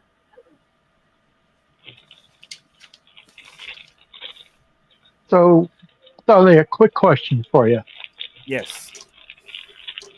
What do you think they meant when they said we're dead on arrival?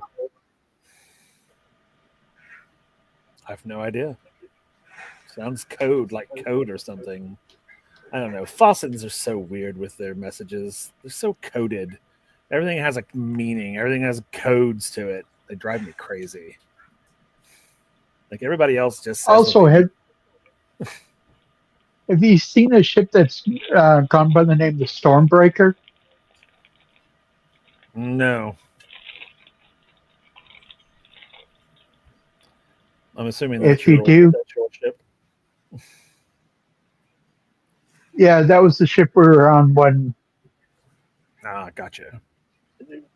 this whole thing went south. Right. Oh. I don't know. I have Well- not come across it.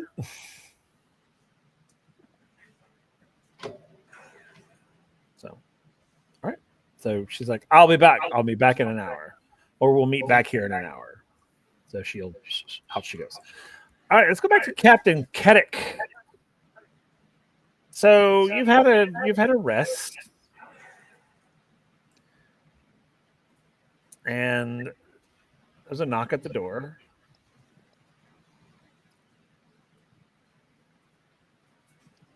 Yeah.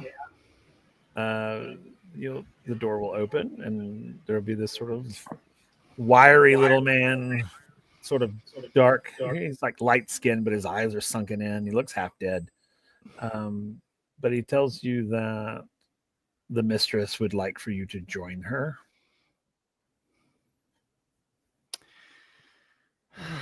All right. Lead the way, and I'll get up and follow. Okay. So he'll lead you to the wheel deck where she is on the wheel. She says, did you have a pleasant rest? Not being in my own bed doesn't lend to sleep very well, but I think I got a good enough sleep that I can function. Good.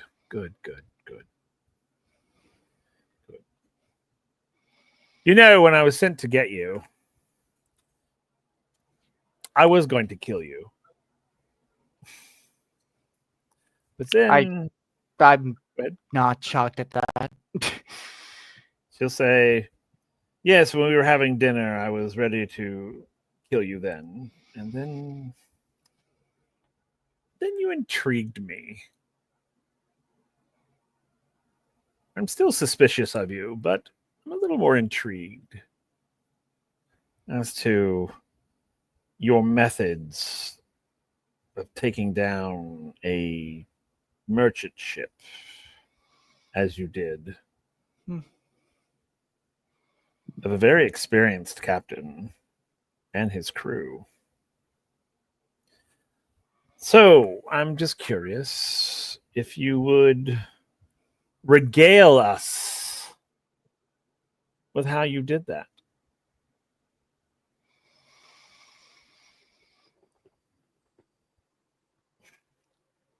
Absolutely. I would be happy to.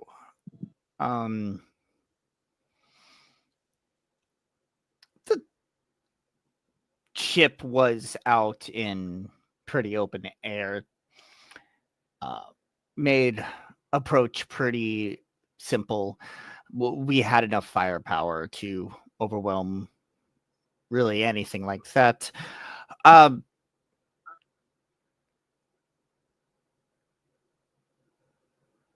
My crew I took upon,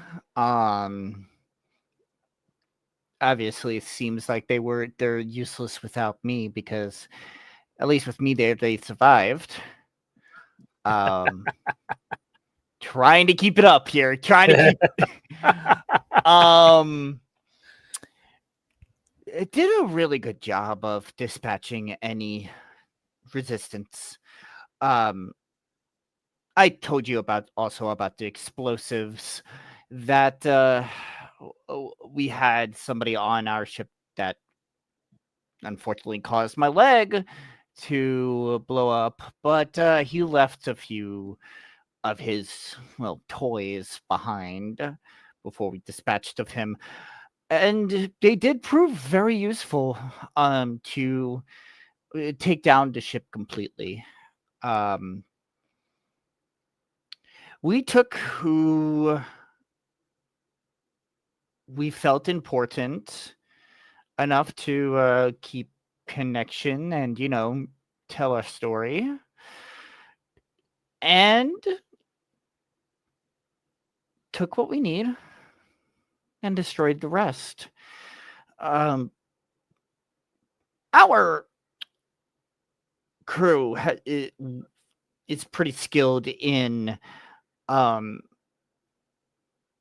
multiple sorts of weapons and magic, and being able to take down a crowd of that size was pretty fun spectacle, if I'd say myself. Sure, it came with a few cuts and bruises, but hey, like I said, I thrive in chaos, and the chaos we caused on that ship was something they weren't prepared for, and just made our job a lot easier. Oh. Very nice. Have you ever been to the edge of the world?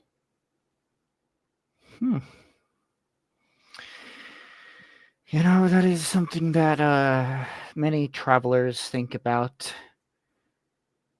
Can't say I've been there myself, but definitely have heard the stories. I've heard nothing, and I'm bullshitting. You want to roll guile and see how well you're bullshitting?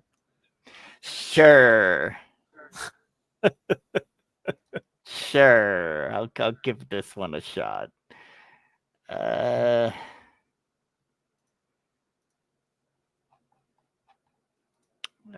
5. I'm rolling 5s on all of my guile. 4s and 5s. 5 is okay. So she's like, okay. So she waves over someone to take over the wheel from her. And she's sort of walking, just sort of slowly.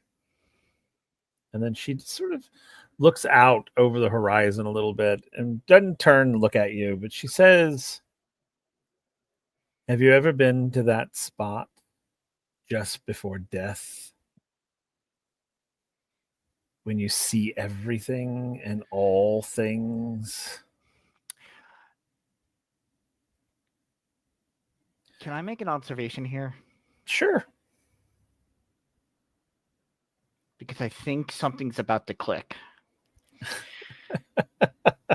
Okay. Because you've mentioned a couple times her cold touch. You've mentioned the sunken eyes of some of the crew. Yep. Am I on a ship of zombies? No, they are not zombies. They are not. I can honestly tell you. Say, I was gonna say, is this some kind of freaking what was it? Jolly Roger fucking Pirates of the Caribbean crap. Oh, You know exactly what I'm like talking Davy about. Jones, like Davy Jones, yeah. No. It's We're all I can gonna tell- step into the moonlight and turn into skeletons. turn into skeletons. No, I am ready. I'm ready for that.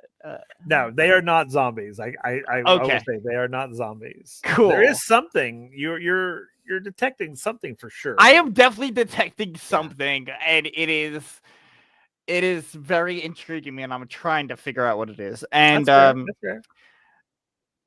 So I'm going to respond with, well, I guess the closest I've been was that explosion when my leg was blown off. I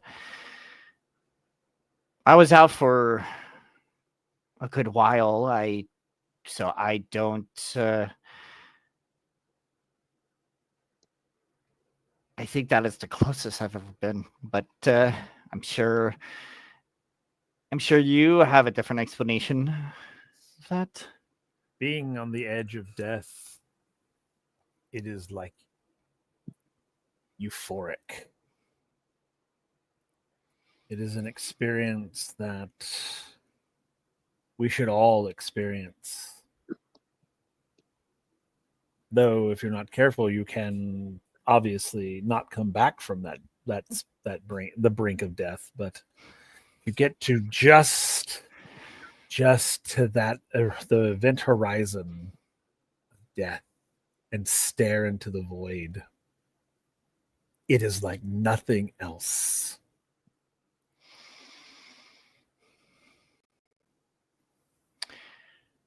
That is definitely interesting. But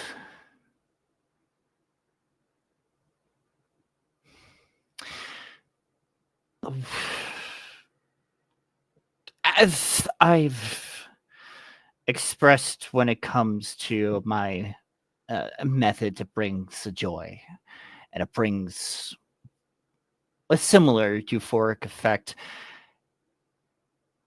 and it craves to go deeper and need more each and every time. What happens if that you hit that euphoric feeling so much that it's not giving the same effect, and keep towing that line before death till, well, it just eventually takes you. Well, you never walk that line alone. And then she turns to you, and her eyes are like they stare into your soul. Basically, it's like looking at it like the eyes of a shark. And she asks, she's like, "Do you know why I didn't just kill you?"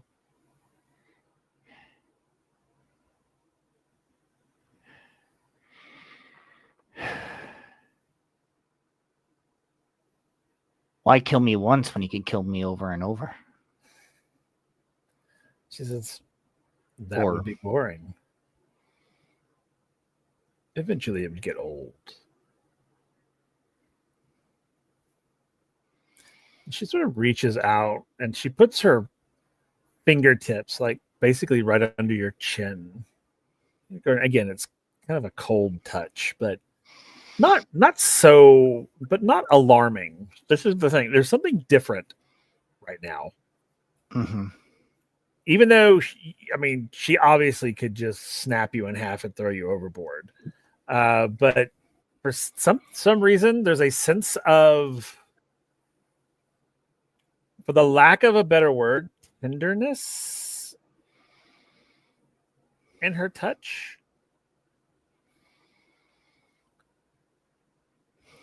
And she says, and she closes her eyes, and then when she reopens her eyes are now this beautiful blue color. The sort of, the corneas are blue. And she says, I didn't kill you because I want you to join me. I think you would make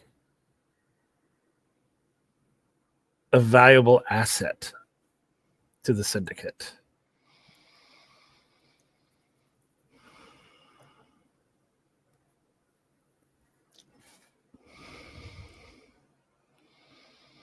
And she's being extremely tender. This is something, you've never seen this before. Like, this is like what's happening right now. Like an alternate reality almost. Mm-hmm.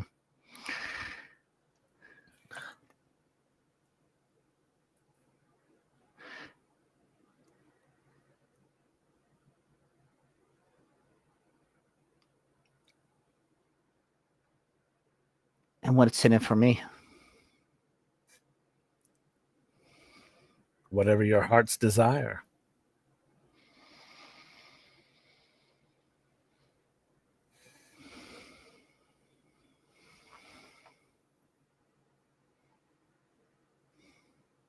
You could rule by my side.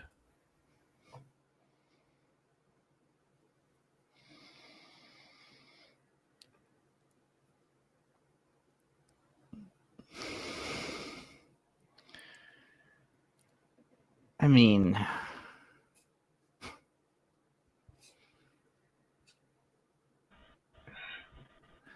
Oh my God, how to respond.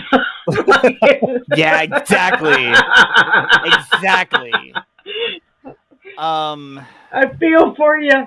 Because when I have to make these decisions, I pick the wrong thing to say. Oh yeah, no. Like, Kadek kind of understands that this is definitely a speak first, ask question later situation to keep up disguise. So a lot of the thoughts I'm talking about are kind of going like light speed in his head, trying to see all the options and what can he. And one thing that's coming to his mind, and I'm saying this more for folks to get a little bit clarity on what's going on inside his mind right now, is this just turned from a dire situation into a potential chance for this kind of infiltration if I can keep it up. Which was our goal, and now we're in a position to screw it up for you. Yeah. Maybe. Maybe. I mean,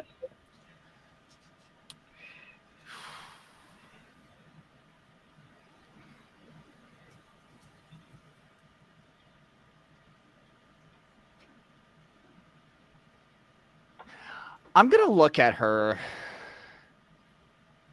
and say,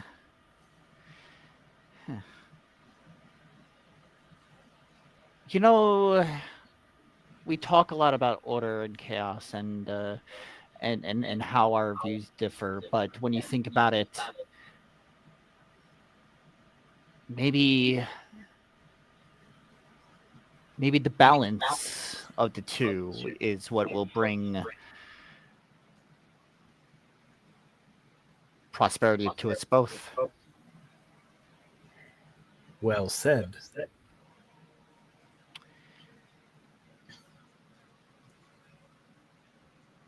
So, what do you say? Where to next? Now, allow me to share with you the euphoria.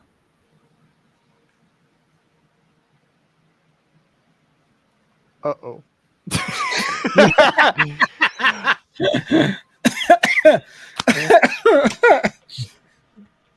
Oh,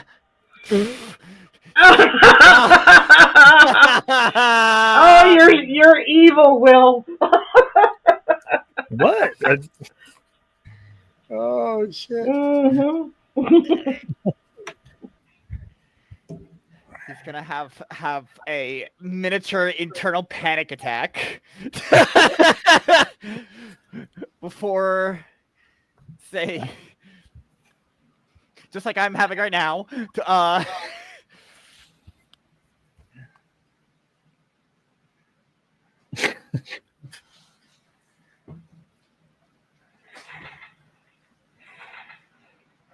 But understanding at this point he has no choice. Fair.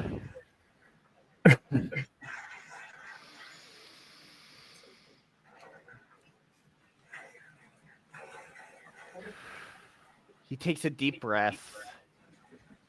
I think this is the first time. Like, I guess it's a bit of a break for him because, like, who wouldn't fear death? Who hasn't experienced what apparently she or her crew has? Right.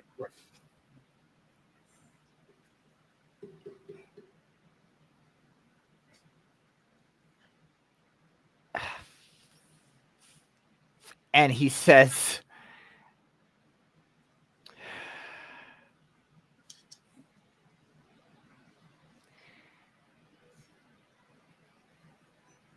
I hope this is as pleasant as you explain it to be.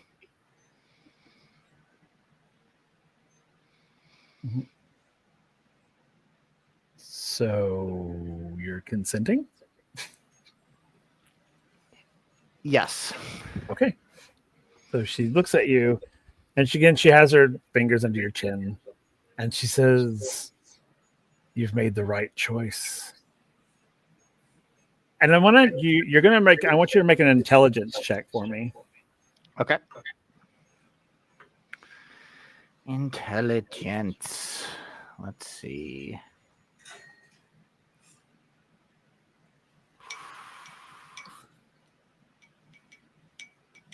Three. Okay. So when she says you made the right choice, and then the next two words are going to throw you off a little bit. Okay. But with the three, you're going to somewhat believe him. So she says, you made the right choice. Trust me.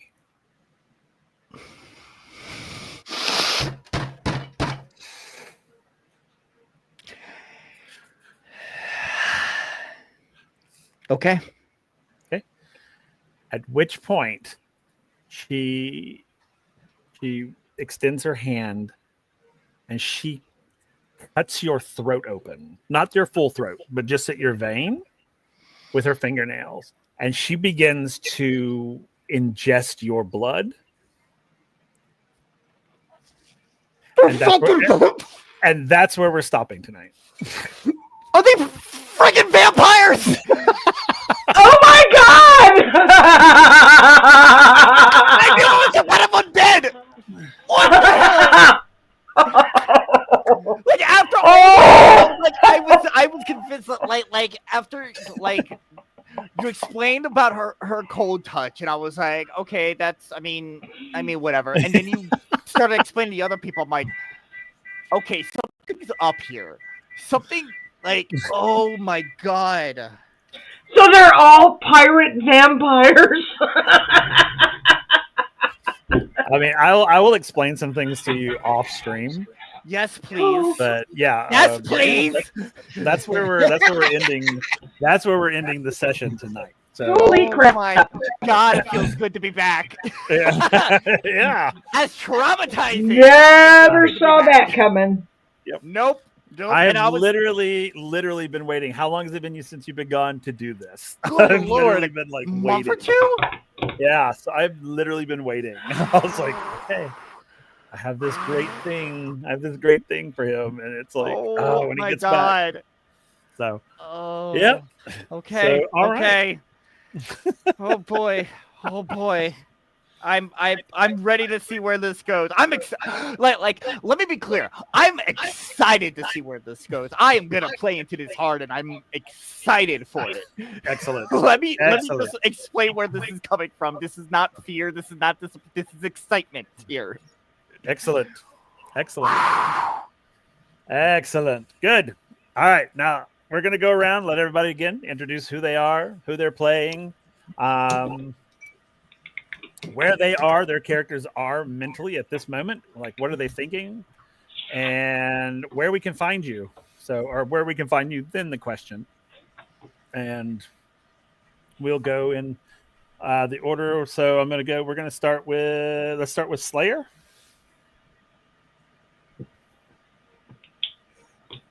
Hey, everybody. I am Old Wormslayer, and I've been playing Gath Alfredo tonight.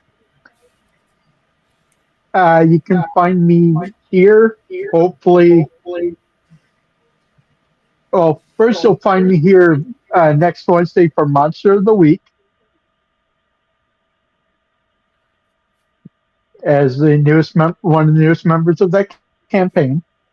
And then hopefully in a week, nudge, nudge for Riku, for Reign of Vecna on a Thursday, and here in 2 weeks. Okay. And where is what's he thinking right now?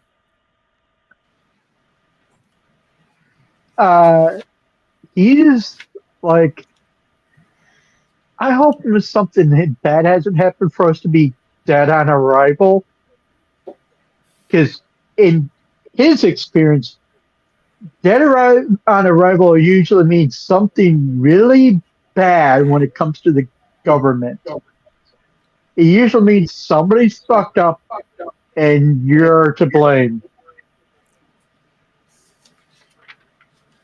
Fair enough. That makes sense. All right. Let's go to Katarina. Hey, I'm Lisa, Winterwolf Relay in chat, D&D Winterwolf in Discord. I play Katarina. You can find me every Monday night here on Halfling Wizards channel for either WindRiders of Aria or on alternating Mondays, Origins or Leia. We'll be back with Origins on the 23rd, hopefully. You can find me every other Friday, including this Friday, on Celtic Wyvern King's channel for his Stargate 5e campaign, which is a lot of fun if you haven't checked that out.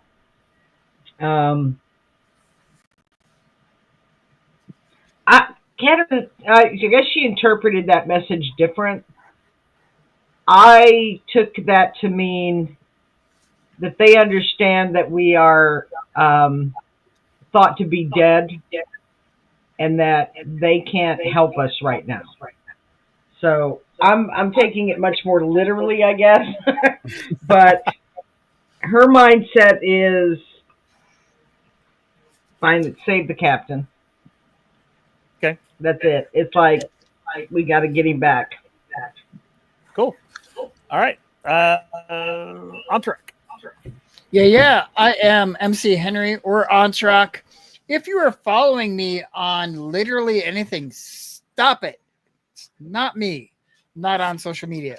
But I am. I play as a keeper and a player on Gesselheim Productions. I just wrapped up our first season with Station Zero with Monster of the Week on Thursdays. I will not be continuing that, but it should be coming out fairly soon.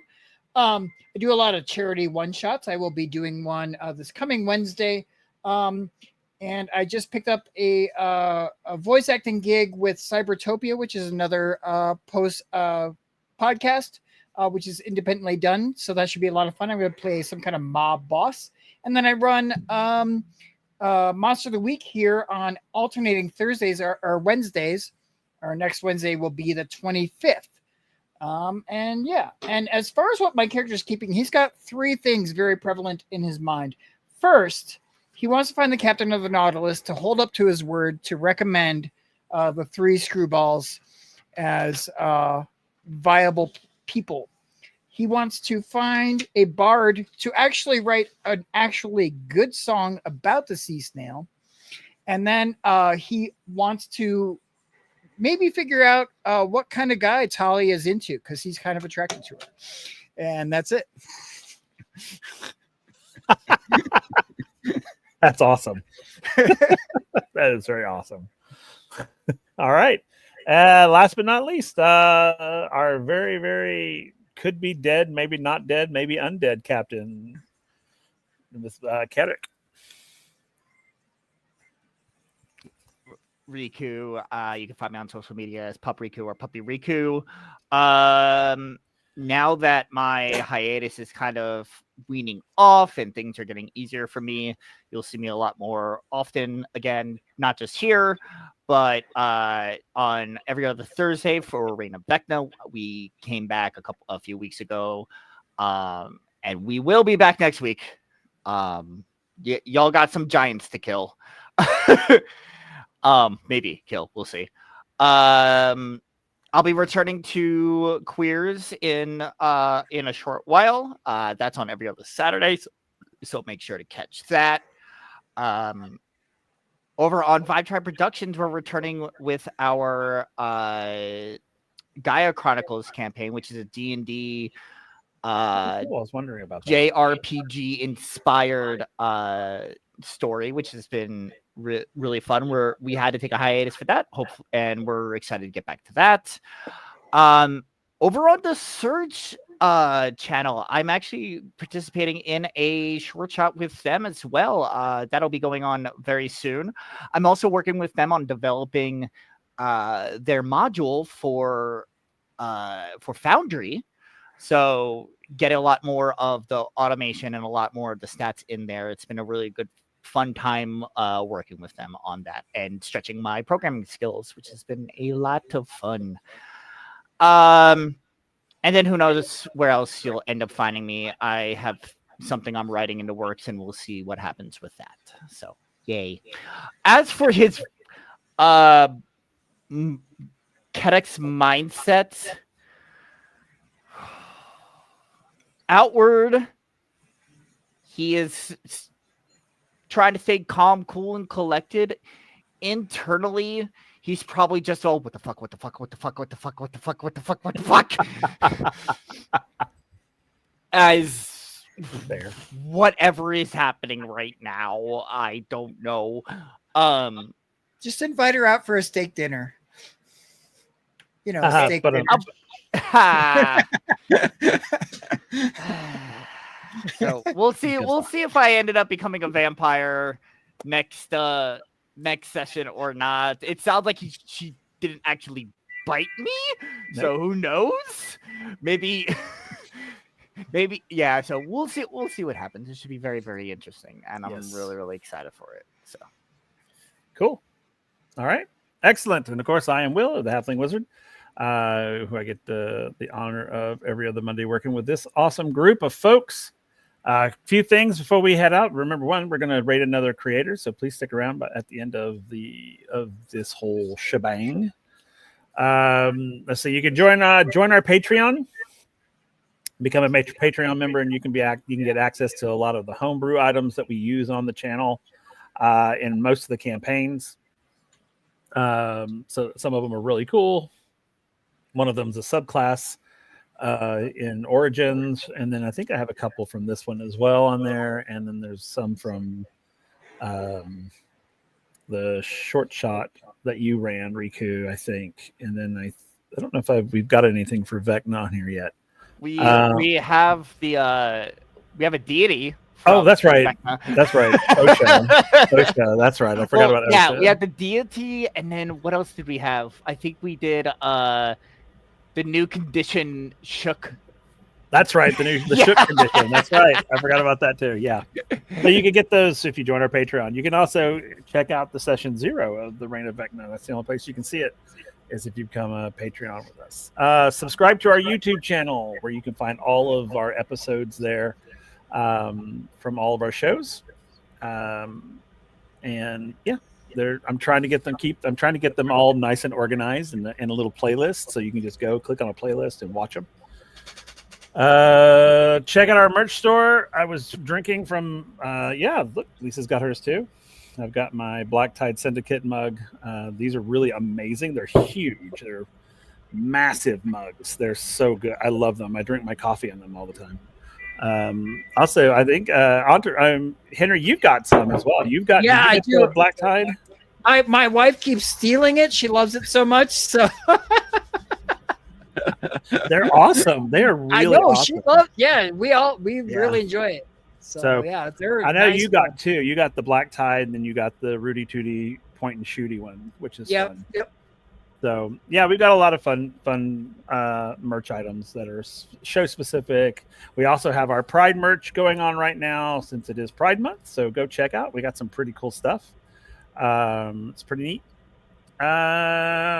Check out our partners over at Surge. Speaking of them, if you go to their website, which is www.warpedtree.com/games/Surge, you can download for free the core rulebook as it is currently. I know they're about to update it, but you can get the basic one, and it's always free. It'll always be there. They're great. That's the system that we run this show in. We love it. It's super fun. It's very story driven, which I really like. Let's see. You can check out all of our links here on our Twitch channel. Just go down below and you'll find a place for links. It'll take you to everything, truly. I'm going to do a shameless plug for myself, which I've written a TTRPG called Dwarfscape, which I believe MC Henry is going to be running a session in, or a short shot, whatever. I don't know what you're going to do. I'm sorry, I'm speaking for you, but no, you're good. Which I'm super excited about. If you're interested and want to find out more, join our Discord. If you join our Discord, you can find out a lot more about it. But we are looking for play testers and DMs that want to take on a new TTRPG, play, give feedback, that sort of thing. It's sort of fun. It's a post-apocalyptic world. Everybody's dwarves. There are no other races. It's just dwarves. You can work up to like mech suits and things like that. It's super fun. So yeah, so check that out. If you'd like to, join our Discord. And of course, our last but not least, we are doing a giveaway, and I know I keep saying that, but we are. I've finally started getting the stuff in. So as soon as I have all of the stuff specifically nailed down, then we'll do the giveaway. Because I don't want to do a giveaway until we have everything we're going to give away. So once I have all that, we will start that giveaway, because we have a lot of people kind of donating stuff for it. So I want to make sure we get all that first. But of course, lastly, and most importantly, is our charity. Right now, we are raising money for Freedom Service Dogs of America, who they team up veterans with service dogs, service animals, so that you can save 2 lives. Actually, you can save a veteran's life, and you can save a dog's life. So they're really great people. It's a great organization. We're trying to raise $500. We're at $325, I believe, right now. And we're going to keep running this until we hit 500. That's just the way it is. And so if you can give, please do. Any amount helps. $5, $2, $1, whatever you want to give, or $100. Just it's up to you. But like I said, it's a great organization. And they were super thrilled when I told them that we were running this for them, because they're always looking for money to help them continue what they do. They're really great. So, all right, I think that's everything. So again, make sure you hang around with us after the outro video as we rate another creator. But I think that's it, everybody. So I guess until next time, which is in 2 weeks, to find out what happens to Port Caddock or Captain Red Silverblood. So I guess until then, we'll see you all. Y'all have a good one. Bye-bye. Tiny robes he's wearing so fine, in the tavern sipping on wine, knows the secrets of the old halfling wizard never told. Mystic wand and a pointed hat, talks to people about this and that. Sneaky tricks and a wink in his eye, halfling wizard makes the hours fly. Oh, halfling wizard in the night, casting spells to the moonlight. He can talk and he can know, in his world the magic grows. Down the road in evening light, he'll engage you, that's his delight. Readers of the stars he seeks, in a crowd he's sure to speak.